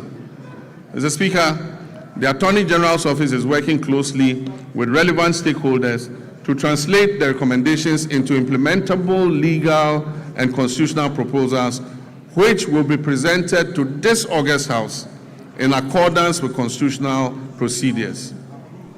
Mr. Speaker, illegal mining continues to pose a grave threat to our environment, water bodies, public health, and national security. Mr. Speaker, prosecution of persons engaged in illegal mining has been intensified, with a renewed focus on dismantling organized criminal networks behind galamsey operations, rather than targeting only the little fish, low-level offenders. Mr. Speaker, in all these galamsey operations, there are big fish who never get caught. Mr. Speaker, in total, over 114 case dockets involving hundreds of accused persons are pending in various courts across the country, particularly in towns and villages that are prone to illegal mining. Specialized prosecutorial teams have been deployed to fast-track illegal mining cases, ensure the effective presentation of evidence, and pursue the confiscation and forfeiture of equipment and proceeds used in or derived from illegal mining. Mr. Speaker, when it comes to gender and social protection, my government will continue to ensure gender equality and equity, promote the welfare and protection of children's rights, and empower the vulnerable, the aged, and persons with disability for sustainable national development. Work is well advanced on the Women's Development Bank, for which a total of 401 million Ghana cedis has been allocated in the 2026 budget. The coming months will see a full rollout of this monumental policy to empower Ghanaian women and women-owned businesses economically and financially. Mr. Speaker, the Ministry of Gender and Social Protection has successfully honored all legacy leave payment cycles for 2025 and before, reaching 1.5 million people. It has also ensured the full implementation of the Ghana School Feeding Program in over 12,000 public schools across all 261 districts of this country. Mr. Speaker, the number of beneficiary pupils under the school feeding program has increased from 3,801,491 for the 2023-2024 academic year to 4,231,059 for the 2024-25 academic year. This program is providing gainful employment to 34,000 caterers and cooks nationwide. Mr. Speaker, in the security sector, Ghana faces evolving security threats. Our troops, services, and agencies have, however, remained firmly committed to strengthening national peace and security, which underpin our democracy, development, and social cohesion. This commitment encompasses internal security operations, international peace support missions, strategic investment in restructuring and retooling and improvement in troops' welfare, recruitment, and capacity development. Mr. Speaker, two recent incidents are evidence of the increasing dangers we face as a nation. The killing of 8 of our compatriots who had gone to a neighboring country to purchase tomatoes, and just yesterday, an attack on Ghanaian fishermen in our waters by pirates reinforced the need for us to retool and adequately equip our security services. Mr. Speaker, I wish to commend the Ghana Armed Forces for conducting a successful medical evacuation of our injured compatriots from Burkina Faso. I also commend the Ghana Navy and the Ghana Air Force, the National Security Council Secretariat, the Chief of Staff's Operations Team, the MP for Ewutu Senya, the Chief Fisherman, and people of Senya Breku for the combined effort that successfully rescued all the stranded 71 fishermen who had been attacked by pirates. I've asked the National Security Coordinator to assist the affected fishermen and replace the stolen outboard motors and fishing gear. Mr. Speaker, the Armed Forces continues to play a key role in containing illegal small-scale mining through the deployment of river guards and support for the National Anti-Illegal Mining Operations Secretariat and assistance to special courts for swift prosecution of offenders. Mr. Speaker, during the year, the Ghana Armed Forces had 2,119 troops with requisite equipment deployed in various peacekeeping missions, reinforcing Ghana's reputation as a dependable and professional contributor to international peacekeeping operations. While Ghana continues to maintain an enviable reputation in international peacekeeping, we must note that many of these peacekeeping theaters where we have operated are winding down due to from our 14 Engineers Brigade to Jamaica to support that country with national reconstruction efforts following the devastation that was caused by Hurricane Melissa, which claimed over 40 lives. In recognition of the scale of the recovery effort and the good work our soldiers were doing in reconstructing the houses in Jamaica, government approved a request from the government of Jamaica asking us to extend the mandates of our soldiers there for another 90 days, which we approved. Mr. Speaker, to further improve operational readiness, the government will continue to invest in vital defense infrastructure and retooling. The construction of a forward operating base at Ezen-Libo, situated along the Western Maritime Corridor, is ongoing. This facility aims to boost maritime surveillance and better protect offshore oil and gas installations. The Northern Border Security Project, initiated to counter terrorism and transnational crime, is advancing decisively. This project constitutes the first line of defense against any infiltration and extremist threats coming from the Sahel, and it would significantly strengthen the surveillance of our northern border. Plans are well advanced to establish 2 new military barracks in Ejumako in the central region and in Dambai in the Oti region to address emerging security concerns and strengthen the presence of the state in these areas. To further support retooling efforts, agreements have been signed to procure and deliver 4 brand new Eurocopter helicopters and 1 jet for the Ghana Air Force. aimed at replacing the aging fleet and modernizing our air capabilities. The Ghana Armed Forces is carrying out a thorough overhaul of previously grounded aircraft, which involves replacing essential components and bringing them back into service. This aims to quickly restore their operational readiness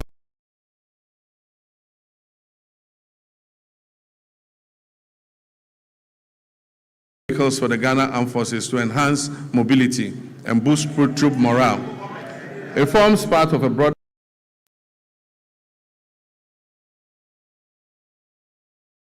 underway to acquire 2 brand new offshore patrol vessels, armored personnel carriers, protective gear, ammunition, vehicles, and strategic drones and advanced communication systems to enhance the operational capability of the Army, Navy, and Air Force. We will also continue to prioritize human capital development within the armed forces. A progressive recruitment drive to increase the strength of the Ghana Armed Forces by 12,000 personnel over 4 years to support expansion and operational demands is ongoing. In line with the government's reset agenda, the recruitment process has been decentralized to regional capitals, with selected recruits reporting directly from their regions to training schools, marking a significant shift from the previous Accra-centered system. Mr. Speaker, on a very solemn note, I wish to express my condolences to the families of 6 of our young daughters who died during the stampede at the Elwak Stadium. May their memory be blessed and may they rest in perfect peace. Mr. Speaker, following the revised gratuity regime that was introduced in 2020 under the stewardship of Honorable Nitiwu, extending service by 5 years, under Constitutional Instrument 129, arrears have accumulated. Nitiwu is my friend, don't worry. Arrears have accumulated, Mr. Speaker, because no budgetary provision was made over the 4 years that followed.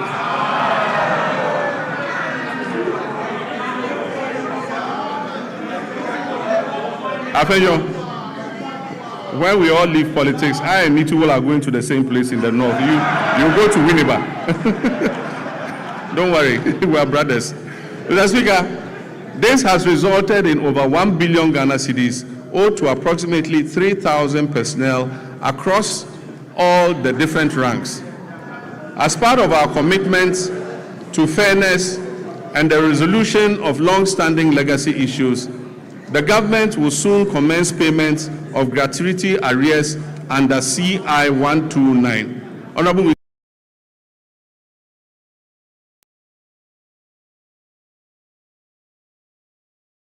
by the current military high command with the Ministry of Finance and the Ministry of Defense, a structured implementation plan has been agreed upon.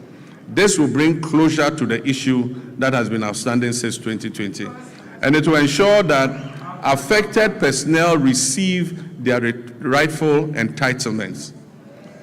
Mr. Speaker, the Ghana Police Service has also received 40 armored vehicles and 100 pickup trucks to enhance their operations. Other security agencies such as the Fire, Prisons, Immigration, BNI, and Narcotics Control Commission will also be retooled to enhance their efficiency. Mr. Speaker, let me take this moment to commend the IGP and his men for the recent major successes they are chalking in bringing dangerous criminals to justice. The trust of the Ghanaian people in their police service is rising again, and I urge you to keep up the standard. Mr. Speaker, Ghana's foreign policy remains a central instrument for advancing our national development, for safeguarding our sovereignty, and projecting our values on the global stage. At a time when the global environment is characterized by profound geopolitical shifts, economic uncertainty, climate-related challenges, and evolving security concerns within our sub-region, government has taken deliberate steps to ensure that Ghana's engagement with the world is purposeful, strategic, and responsive to the needs of our people. In this regard, the Ministry of Foreign Affairs has stepped up efforts to align Ghana's external relations with our domestic development priorities.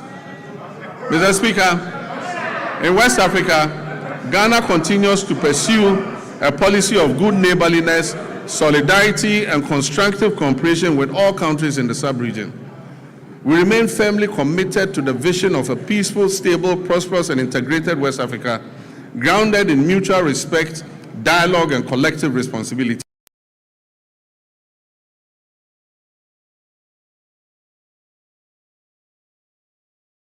Particularly following their withdrawal from the Economic Community of West African States, ECOWAS.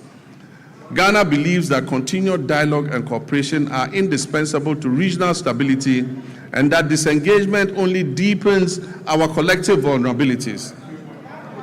At the continental level, Ghana continues to play an active, principled, and forward-looking role in advancing the African Union's strategic priorities.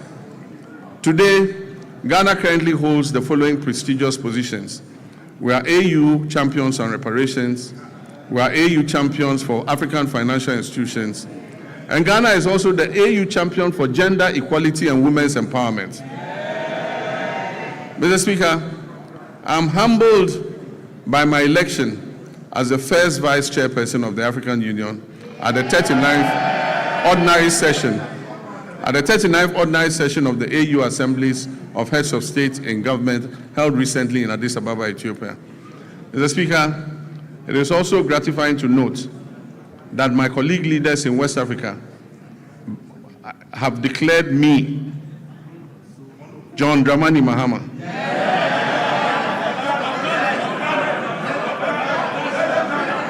President of the Republic of Ghana and Commander-in-Chief of the Ghana Operations. They have declared me unopposed, by the grace of God, sole candidate for the position of chairperson of the African Union when the rotating chairmanship returns to West Africa in 2027.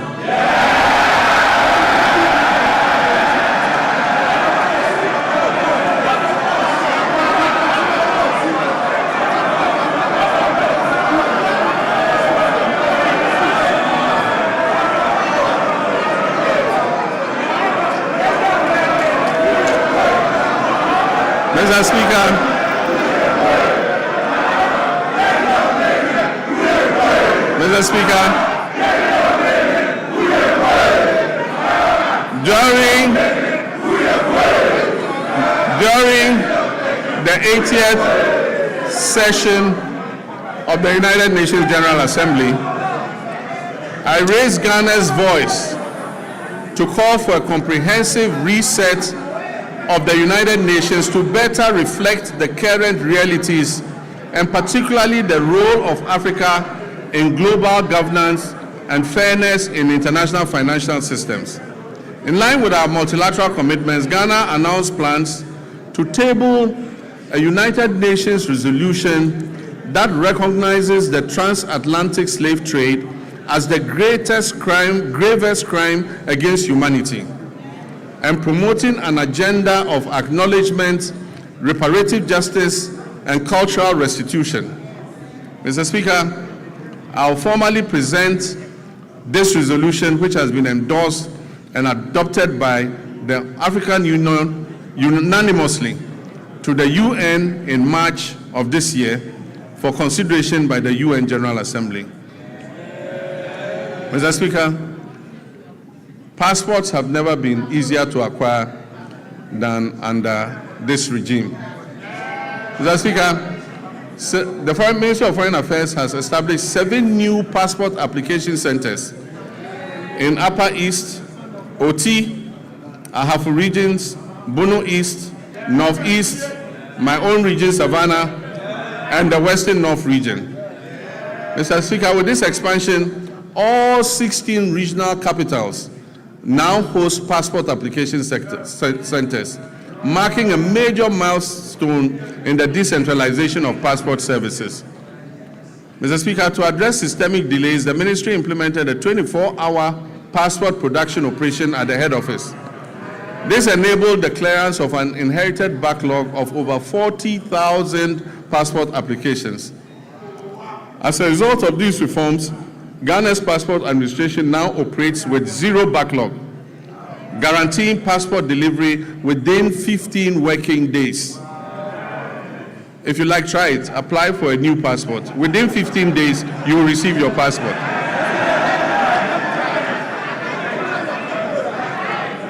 Mr. Speaker,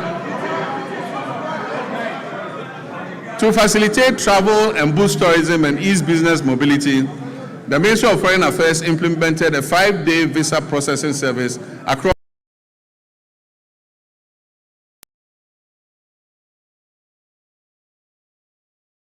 Currently, significant progress has been made in the design and procurement phase of a national e-visa platform with a targeted rollout plan for 2026. This means if you apply for visa, you apply online and the visa is approved online. You don't need to go to the Ghana embassy to apply.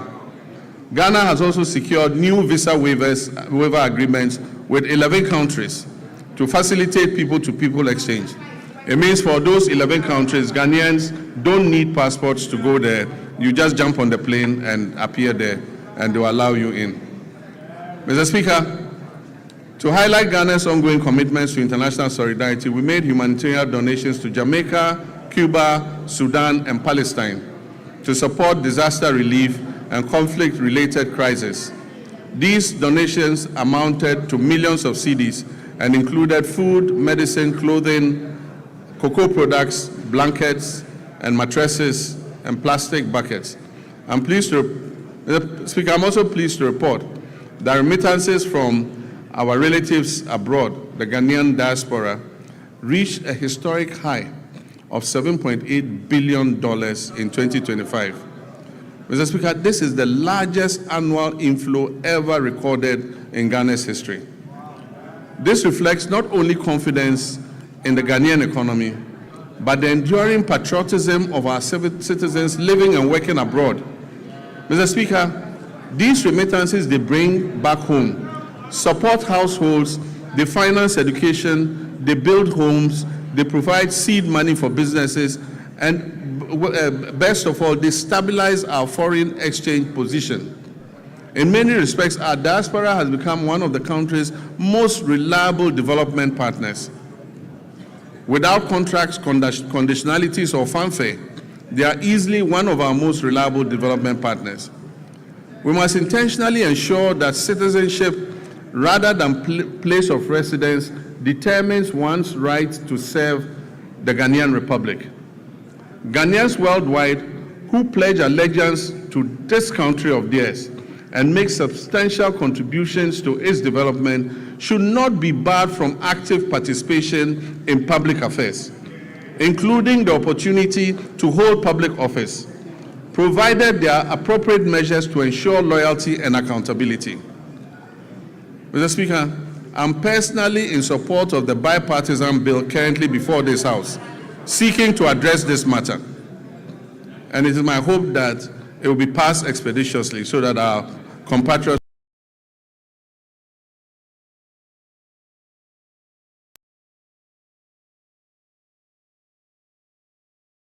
we're trying to achieve. We're implementing many policies to develop our youth capacity and to create as many jobs as possible to address the major unemployment problem. All our youth activities and job creation programs are ongoing. In 2025, 10,887 young people were trained in entrepreneurship programs and job creation under the Ejumawura program. In 2026, an additional 10,000 young people will receive similar support under the program. The National Apprenticeship Program onboarded 14,000 young apprentices during the pilot phase, and they have started receiving their start-up kits after passing out successfully. Training is ongoing across the regions, and when completed, the trainees will be certified by the Commission for TVET to facilitate their access to employment. Mr. Speaker, this year the target for the National Apprenticeship Program has been increased from 10,000 to 100,000 young people, offering many more young people the opportunity to acquire the skills needed for sustainable development. And as I said, when they pass out, they are giving a certificate by TVET to show that they have passed out and have the skill in whatever they learned. In 2025, 86,000 young people were engaged through the Youth Employment Agency, various employment modules under this agency. This year, I've directed the Ministry of Youth Development and Empowerment as a matter of urgency to review all the youth employment modules under the YEA to reduce duplication and ensure value for money. This is important so that we can channel the resources to the advantage of the teeming youth who are waiting for opportunity. Mr. Speaker, the National Service Authority has signed an MOU with the Ministry of Defense to commence military training for 10,000 national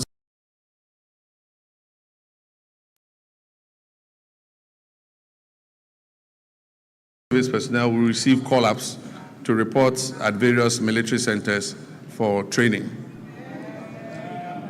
Mr. Speaker, this was a program initiated by our late Minister for Defense of Blessed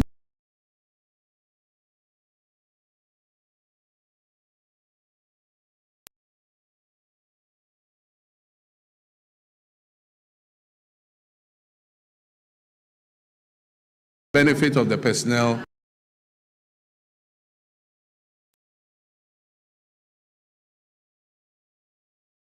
in Ghana's trade and agribusiness and industrial sectors to boost our competitiveness in export markets, encourage value addition, and generate employment for Ghana's large youth population. My recent visits with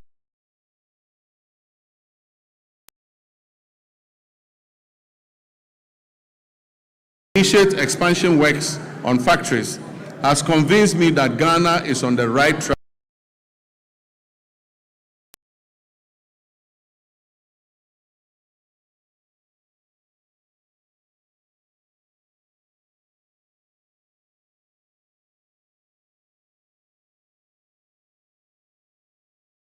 First step, we are collaborating with private sector to establish 3 new garment factories in Eastern Region, Central Region, and Bono East Region. This will create an estimated 27,000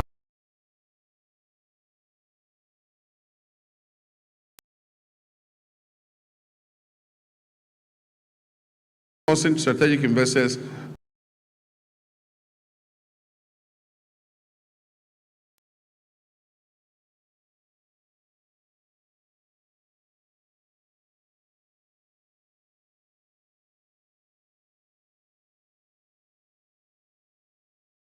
a 27.04% growth in 2025.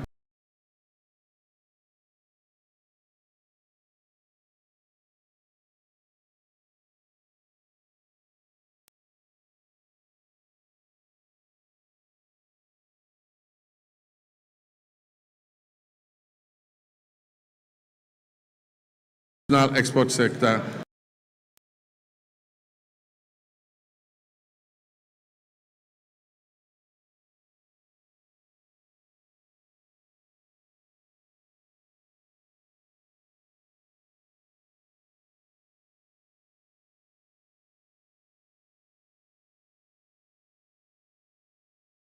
of the overall 33.8% of industry's share of gross domestic product in 2025.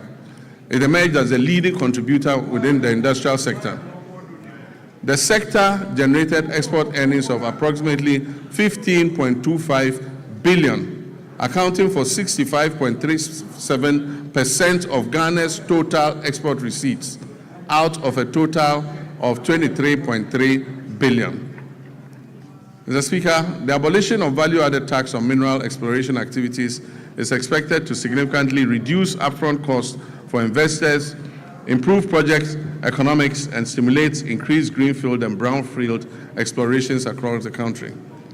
The fight against galamsey remains complex and demands a multi-dimensional response that integrates strong enforcement, the application of technology, sound regulation, and active community participation.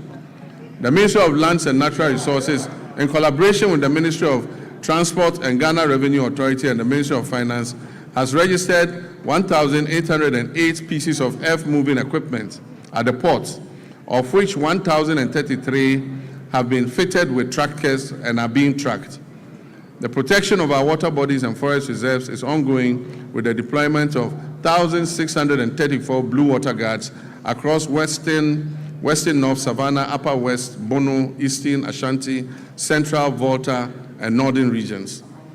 This nationwide deployment aims to strengthen surveillance, improve rapid response, and enhance on-the-ground enforcement against illegal mining activities that threaten critical water bodies, forest ecosystems, and livelihoods. Mr. Speaker, NIMOS will maintain regular coordinated operations across all 21 identified hotspots to prevent re-entry of illegal miners into these reserves. While temporary deployments yielded positive results, they proved insufficient for sustained enforcement. Mr. Speaker, in the works housing and water subsector, these are vital pillars of Ghana's national development, shaping sustainable livelihoods through reliable water supply and affordable housing that enhance citizens' well-being. Sea defense works are ongoing. We've successfully completed works at Komenda, Ningo Prampram, and Elmina. Together, these three projects have protected approximately 15 kilometers of our coastline and safeguarded lives and livelihoods and property. In March 2025, I visited Solakope, Agaveji, and Amutinu in the Ketu South municipality, where tidal waves had displaced thousands of residents. We made a firm commitment to address the devastation. Mr. Speaker, through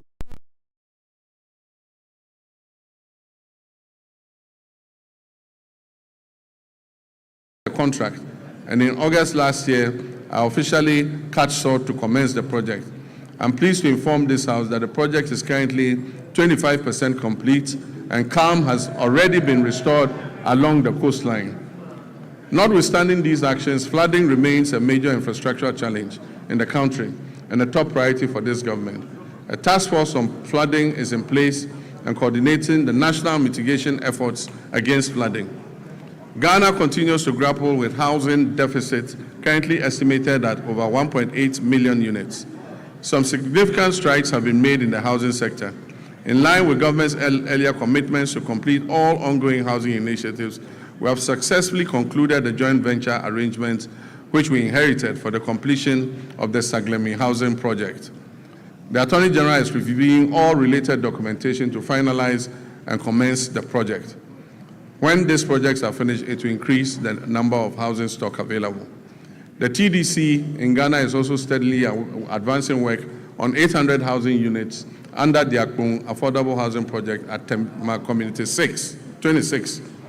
To position TDC Ghana as a key player in Ghana's housing industry, I performed a sword cutting ceremony last year for what they call the Oxygen City Housing Project in Whole of all places. That project seeks to address Ghana's housing deficit by developing 1,000 affordable housing units. We've also continued with our resettlement housing efforts for the victims of the Akosombo Dam spillage, with 251 of the planned 1,010 housing units in critical housing zones already under construction. Collectively, these initiatives demonstrate government's continued resolve to expand access to affordable housing, strengthen urban planning, and provide relief to affected communities. Mr. Speaker, renewable water resources are estimated at about 54 billion cubic meters, with over 70% derived from the Volta River, which is shared among 6 riparian nations. We're implementing key interventions to expand and improve water services nationwide. So the following urban water supply projects are at various stages of completion. The Keta Water Works, the Winchi Water Supply Project, Sekendita Krade Water Supply Project. And I'm happy to announce that Anyako has good, clean drinking water today, and the Community Water and Sanitation Agency will commission the project next week. It will also serve the island community of Seva. We'll begin preparatory work on the Damango and Sunyani water supply expansion projects and seek to finalize all financing arrangements for other water supply projects in Tamale, Yendi, Techiman, and Takwa. Mr. Speaker, the Danish government has allocated grant support to improve water supply services in low-income and high-density areas in Wa and Bolgatanga, aiming to address water challenges and provide relief to vulnerable populations. Mr. Speaker, the following rural water supply projects are ongoing: Asankregwa, Sehiyoso, Duadaso, Kwemandamfa, Goso, Dwabing, Aveime, and Edumbamso. To strictly follow the resetting agenda and secure sufficient funding, the Ministry of Finance has allocated 6.3 billion Ghana cedis to the District Assembly's Common Fund. This amount covers 4 quarters of the 2025 fiscal year, and it has been allocated to all 261 metropolitan, municipal, and district assemblies to execute their activities outlined in the medium-term development plans and annual action plans. Mr. Speaker, out of the amount released, a total of 4.3 billion has been dispersed to all MMDAs. The 4th quarter installment is being processed and will be disbursed soon. Mr. Speaker, all members of this House will agree with me. All members of this House will agree with me that the flow of resources to the district assemblies is unprecedented.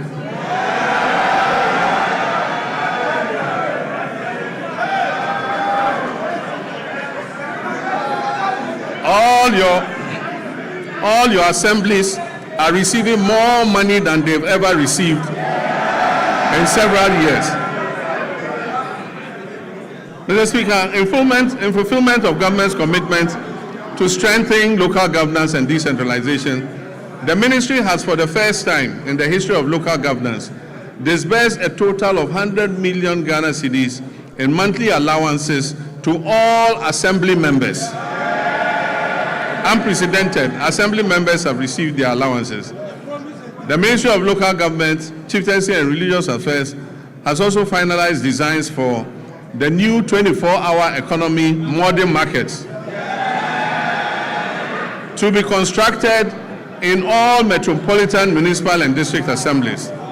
Mr. Speaker, procurement processes are far advanced to commence the construction of these markets, and very soon, in all your districts, honorable members, you will have a 24-hour market operational. Mr. Speaker, our tourism and creative arts sector has a lot to offer. Creatives using the new media are giving our nation greater prominence than we could have achieved through any first-class traditional media outlet. Our economy will not be built only by traditional sectors, but also by human creativity sectors that will absorb those people who will be displaced from the shop floor by the new AI technologies that are being rolled out. Ghana has become a favorite tourist destination because of our history, culture, our arts, our music, our fashion, and our food. Government has allocated 20 million Ghana cedis to the film sector alone. This is going to the film sector to support Kumawood and Gollywood and all the woods. Mr. Speaker, another 20 million cedis has been given for the other creative sectors. I believe that this injection of money will bolster our creative sectors. Mr. Speaker, I wish to assure the creative industry and the Ministry of Tourism that I'll be your personal ambassador. Mr. Speaker, in line with our new national efforts to bring events and conferences to Ghana, we are going to undertake the refurbishment of the Accra International Conference Center to restore it to its iconic past as the country's national and international events and conference venue. Mr. Speaker, the original contractors of the center, Enego Project Ghana Limited, have conducted a structural integrity assessment at the request of the Office of Chief of Staff and made recommendations for the facilities renovation and refurbishment. They will commence this work in the next few weeks. But Mr. Speaker, the AICC is not enough for a country seeking to develop its creative sector and become West Africa's destination for meetings, conferences, musical concerts, and entertainment. So working with the private sector, work will also commence this year on a befitting convention and creative events center to position Ghana as West Africa's leading hub for meetings, incentives, conferences, and exhibitions and creative events. Ghana will also begin this year the renovation of the State Banquet Hall, which has been closed for a couple of years. Mr. Speaker, this year we will strengthen Ghana's standing in the major global and continental sporting events. We will make our 5th FIFA World Cup appearance. And for us, this is an opportunity to boost national branding and the economy beyond just sports. Mr. Speaker, supporters and other people interested in going to support the team would have to submit a visa request to the American Embassy. We are being told that we must ensure that supporters who go return on the visas. It has taken a lot of work to restore Ghana's 5-year non-immigrant visas and take us off the ban list. It is my hope that this event will not send thousands of Ghanaians to America and get us back on the ban list. Mr. Speaker, the Black Queens will compete at the 2026 African Cup of Nations, Women's African Cup of Nations, building on their bronze medal finish in Morocco. At the youth level, Ghana will participate in the 2026 Youth Olympic Games in Dakar with a multidisciplinary team aimed at strengthening long-term elite pathways. We'll also compete at the Commonwealth Games 2026 in Glasgow, reinforcing Ghana's presence across the Commonwealth sporting landscape. Mr. Speaker, as a member of the Ghana Journalists Association, I've been deeply concerned about the abuses suffered by journalists at the hands of some of our errant security personnel. I've asked the leadership of the security agencies to take firm action and to reorient their men and women on the need to be accommodating to journalists who are only doing their job of keeping citizens informed. I've also been concerned about the state of our state-owned media, most of which have suffered from historical underfunding and grappling with deteriorating infrastructure and facilities. I recently toured these media houses to learn about their challenges at first hand, and we're currently putting together a revitalization plan to leverage their valuable assets and re-inject life into their operations. The reintroduction of the Media Development Fund is also being reconsidered to support the Ghanaian media. Mr. Speaker, as I conclude, during my recent trip to Zambia, we saw what a united Ghana can achieve on the global stage. A simple mislabeling of our culture could have reduced us to a punchline. Instead, we moved with speed and confidence. We corrected the record. We turned what was supposed to be ridicule into reach. We turned confusion into connection. We taught what could have been a negative social media trend into a handshake of friendship with our Zambian brothers and sisters. Mr. Speaker, for most people, that episode was just a fleeting social media frenzy. Yet it served a greater purpose. It showed a nation that understands its brand equity. It showed citizens aligned around a common identity. It showed a country that knows who we are and refuse to be defined by others. But let us be honest, unity in moments of cultural pride has proved easier than unity in moments of political disagreement. If we can mobilize that same collective resolve for our development agenda, we will see real progress. And that mobilization is possible because we are the descendants of a people who united against political subjugation. We resisted economic exploitation, and we fought colonial oppression. Mr. Speaker, our pursuit of national development today demands that same unity of purpose. We must reject misrepresentation and distortion that detract from our collective progress. We must guard our development as firmly as we guard our cultural identity.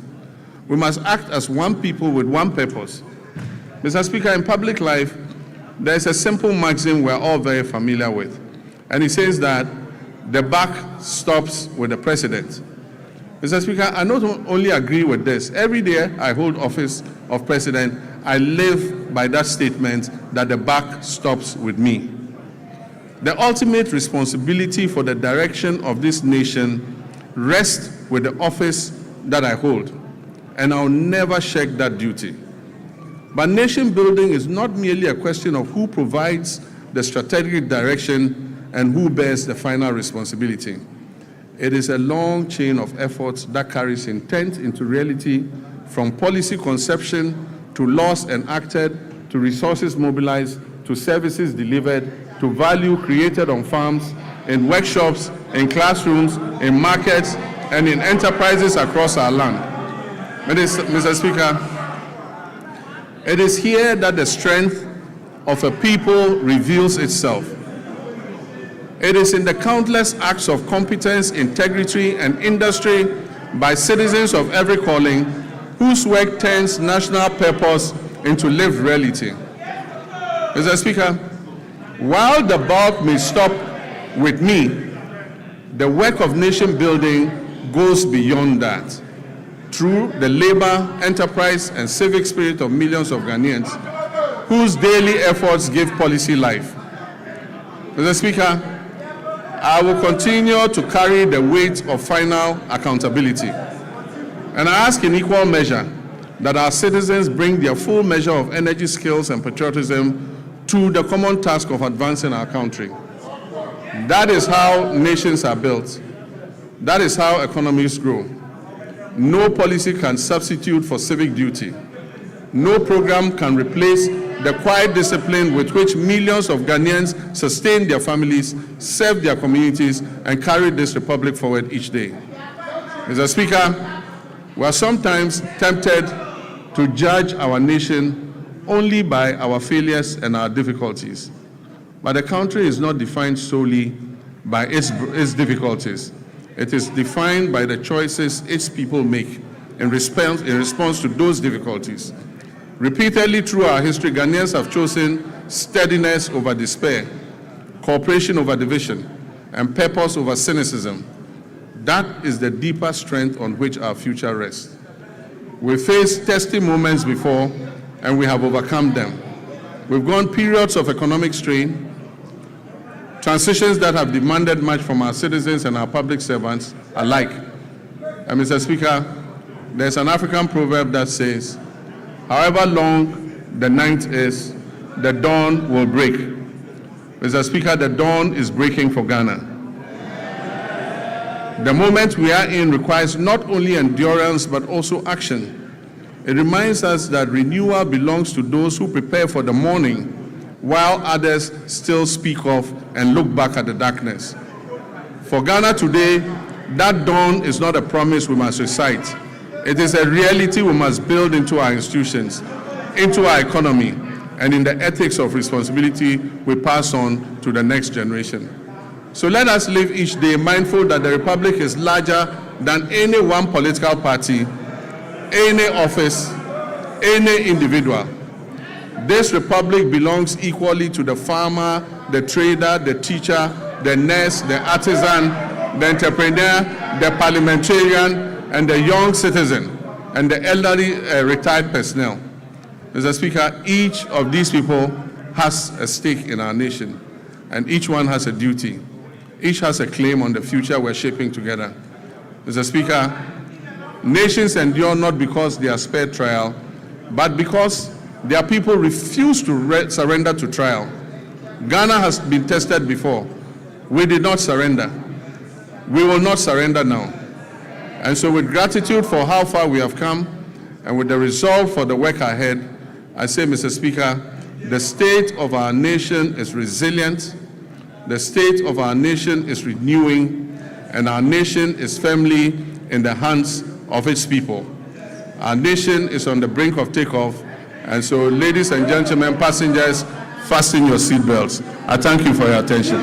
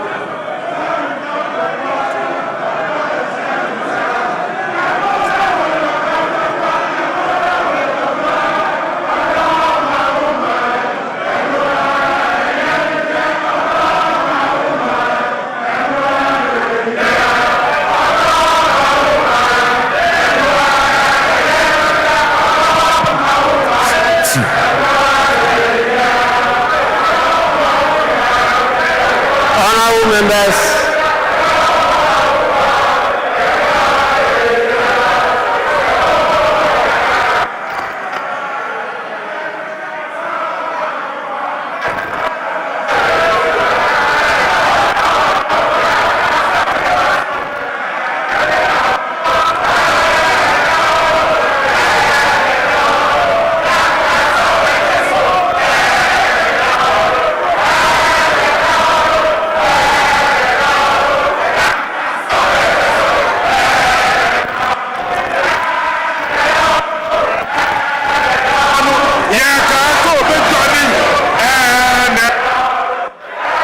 Honorable members.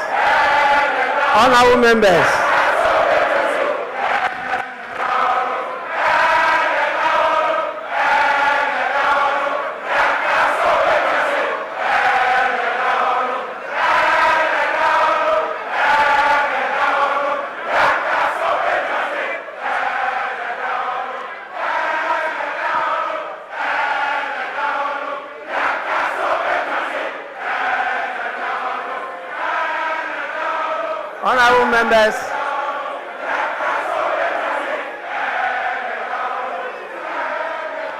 Honorable members.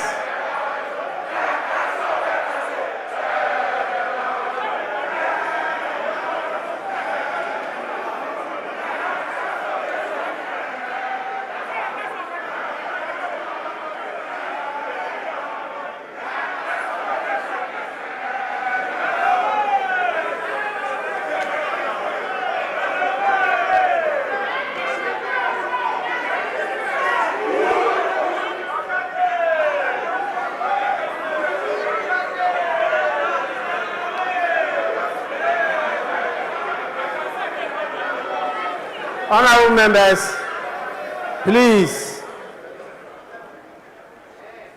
Honorable members,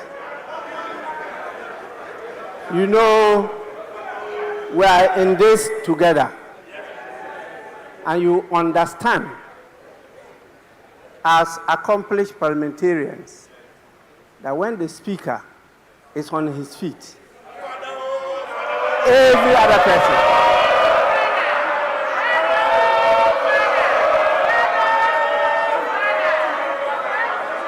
please, you don't only resume your seats, but you also keep silent. Honorable members, before I convey the gratitude of the House to His Excellency the President for the message, permit me to acknowledge some more senior patriots who are with us here today. We have the leader of the People's National Convention in the person of Bernard Mona. We also have the leader of the All People's Congress, APC, in the person of Hassan Abdullahi Ayaraga. And we have my senior brother, the former flag bearer of the Convention People's Party, Ivor Robina Greenstreet, also with us here.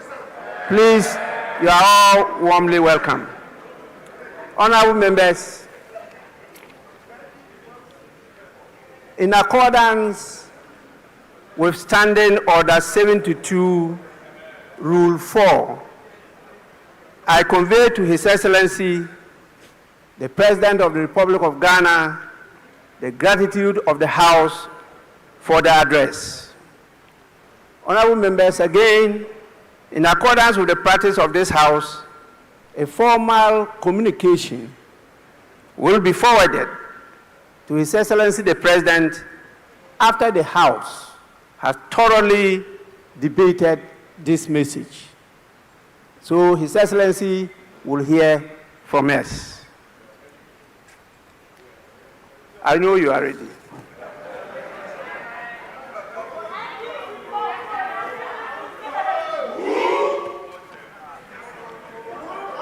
Honorable members, we, by our rules, are to sit for 5 hours per sitting. When it's not up to 5 hours, the motion for adjournment has to be moved. And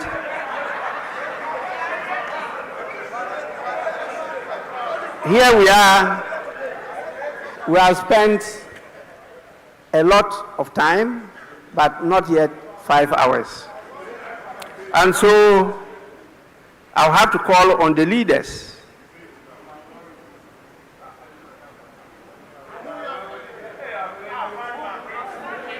starting with the minority leader. And honorable members, in consultation with the leaders, I'm giving each of them 5 minutes. 5 minutes. Please, we'll hear you for only 5 minutes. Then after that, I'll put the question for adjournment. Yes, minority leader. Speaker, with respect,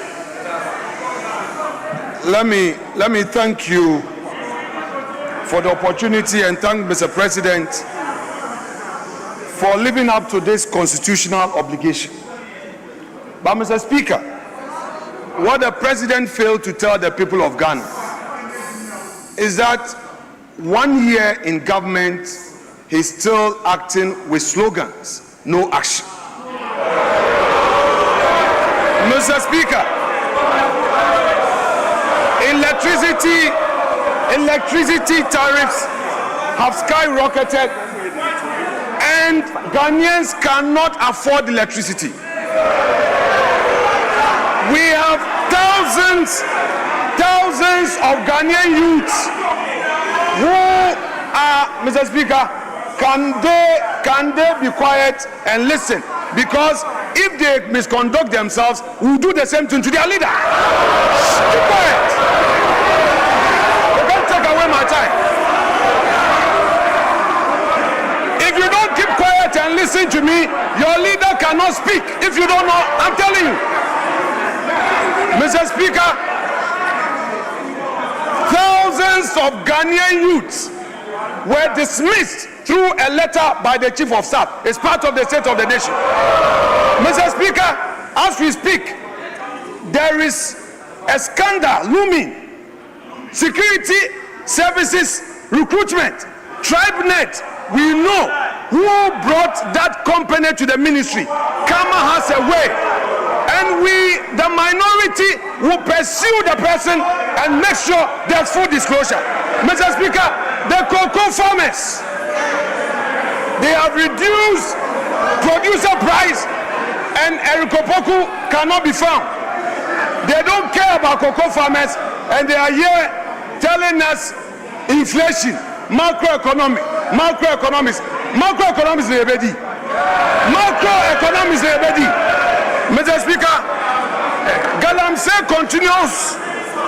Ghanaians continue to suffer under this Galamsey hardship. And we expect concrete action to be taken on Galamsey. Mr. Speaker, to conclude, our elders say, give credit where credit is due. Mr. President is telling us today that some gains have been made.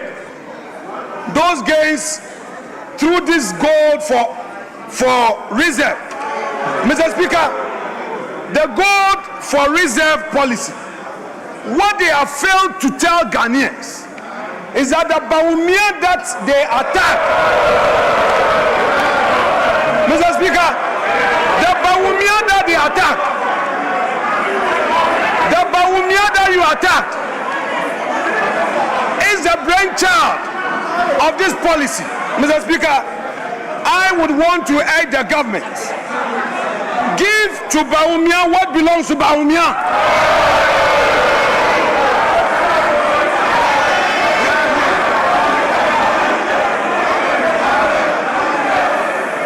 Mr. Speaker, we are happy they are showing a picture trying to embarrass the former finance minister. We've seen, but very soon, let me assure you that somebody, a senior appointee who is in charge of this tribe net, would go to jail.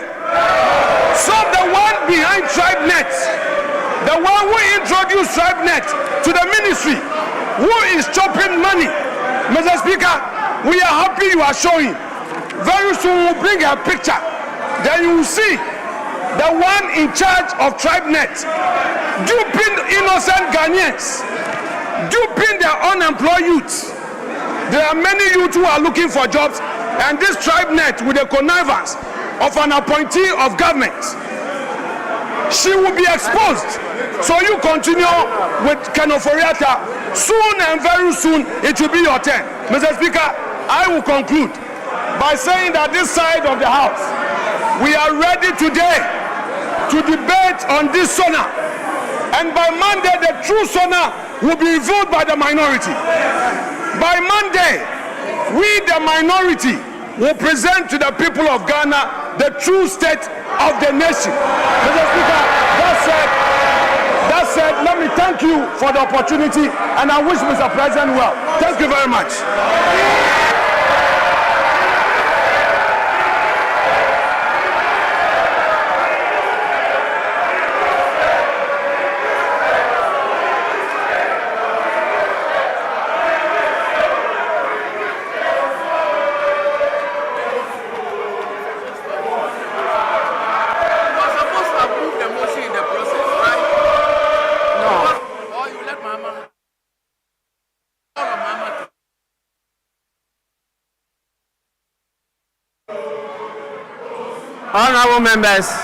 Honorable members, please. Honorable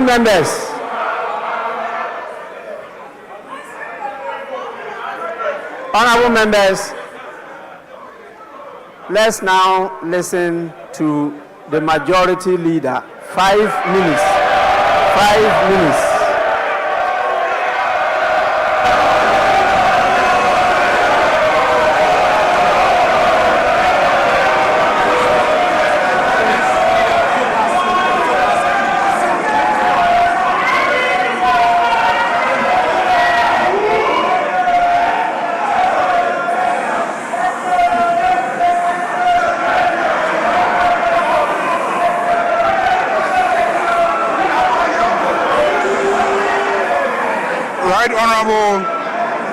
Right Honorable Speaker,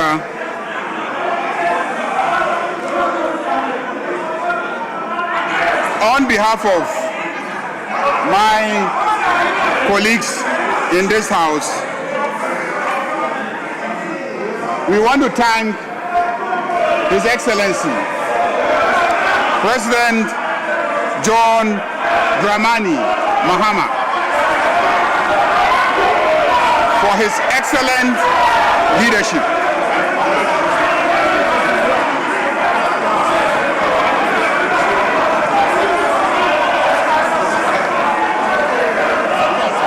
Honorable members, please.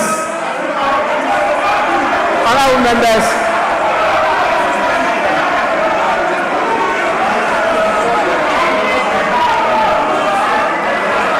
Honorable members, please.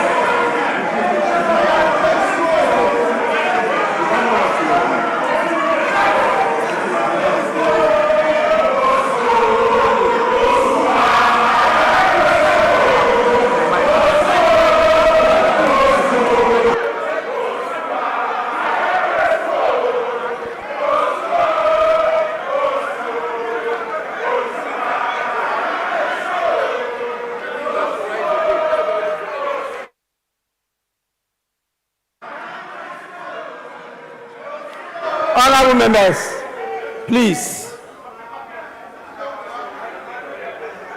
We are not at a rally ground.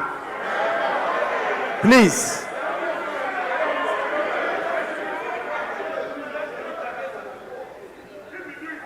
You must know that this house has the power to terminate, yes, by law, the membership of a member of parliament.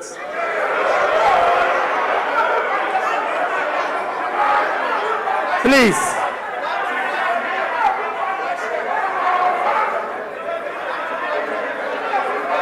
This is just a reminder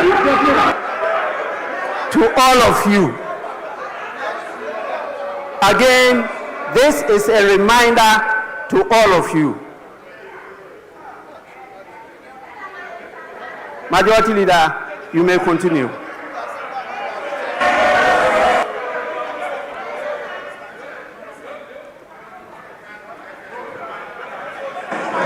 I want to thank His Excellency, the President John Dramani Mahama, for his leadership.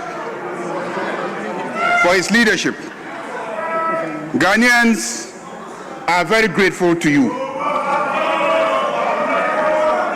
Mr. Speaker, it is obvious that the Ghana you inherited and the Ghana you speak of today is like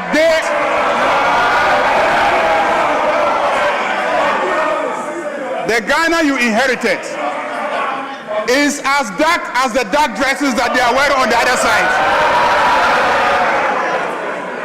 And the Ghana you speak of today is clearly as bright as the white dresses that we are wearing on this side.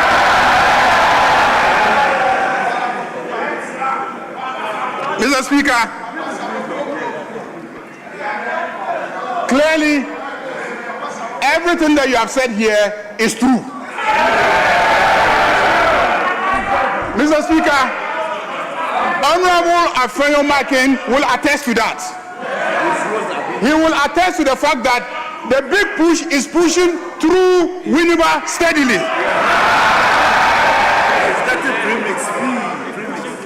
And he's getting premix.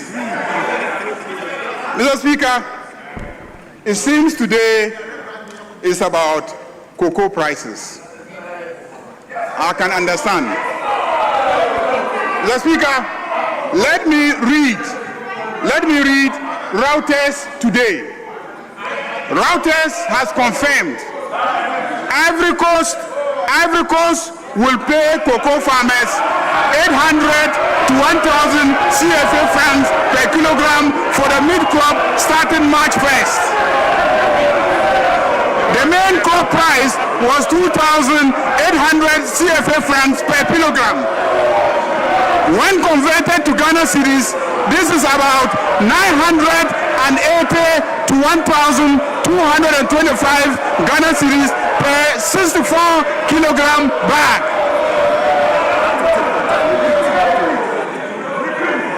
Mr. Speaker, Ivory Coast will pay cocoa farmers 800 to 1,000 CFA francs per kilogram from the mid-crop starting March 1st. The main crop price was 2,800 CFA francs per kilogram. When converted to Ghana cedis, this is about 980 to 1,225 per 64 kilogram bag. In Ghana, farmers are paid 2,587 per 64 kilogram bag, which is more than twice the price in Ivory Coast. This is confirmed this morning by Reuters. Mr. Speaker, I see written on the muffler of my friends in black that MPP Yaya Mobo Dodo. MPP. Yaya Mobo Dodo. Mobo Dodo, MPP. Yaya Mobo Dodo, MPP. Mr. Speaker, this is the month of Ramadan, and Your Excellency, all Muslims in Ghana will pray for Allah's blessings on you. For your sterling leadership that has been recognized by the entire West Africa. That is why they unanimously elected you unopposed to lead in Africa. Ghanaians are proud of you. This Ramadan, many of our people could afford sugar and rice because the prices have come down. Mr. Speaker, Honorable Majority Leader, let me conclude. Your 5 minutes is up. Let me conclude by seconding the motion. The motion moved by my friend, the Honorable Majority Leader, you will now move the motion for adjournment. Mr. Speaker, I move that this House adjourns until Tuesday in the forenoon. I so move. Honorable Minority Leader,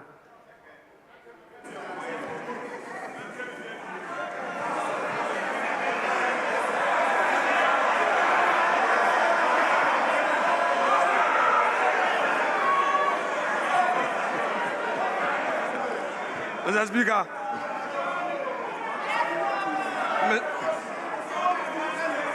Mr. Speaker, much as we are willing to work,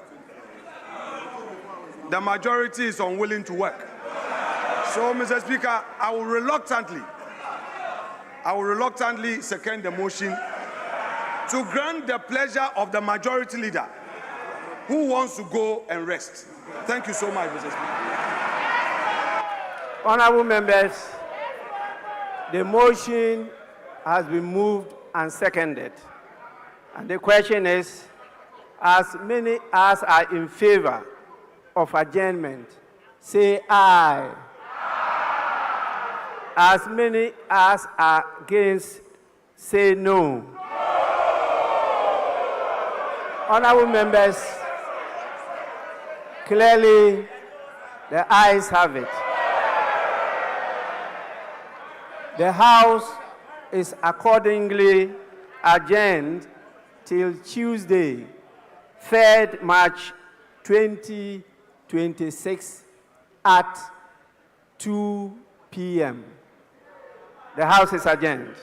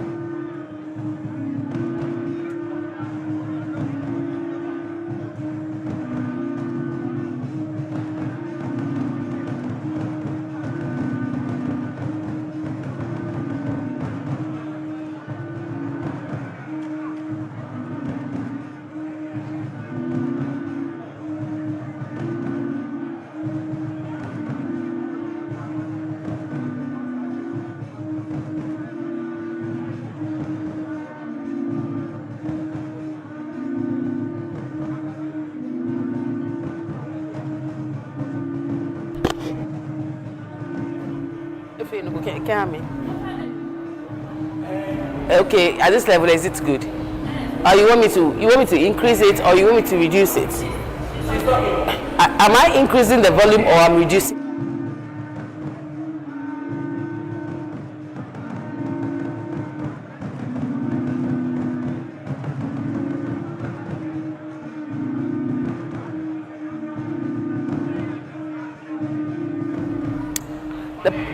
The President of the Republic of Ghana just delivered a message on the state of the nation. This is in accordance with the provisions of Article 67 of the 1992 Constitution, and you're still watching GH Parliament TV, the Parliament TV station that brings you real-time events as they occur from the institution of Parliament, told by members and staff of the Parliament. President John Mahama touched on a number of issues during the presentation of the State of the Nation. And some of the things he touched on include economic recovery and growth, and he spoke about the fact that Ghana's GDP projected to reach $113 billion in 2025, up from $83 billion in 2024. There are also indications of the fact that inflation is reduced by 23%, from 23% at the end of 2024 to 3.8% as at January 2026. Government borrowing is also reduced, spending made more responsible. Interest rates are also falling, and private sector confidence has been restored.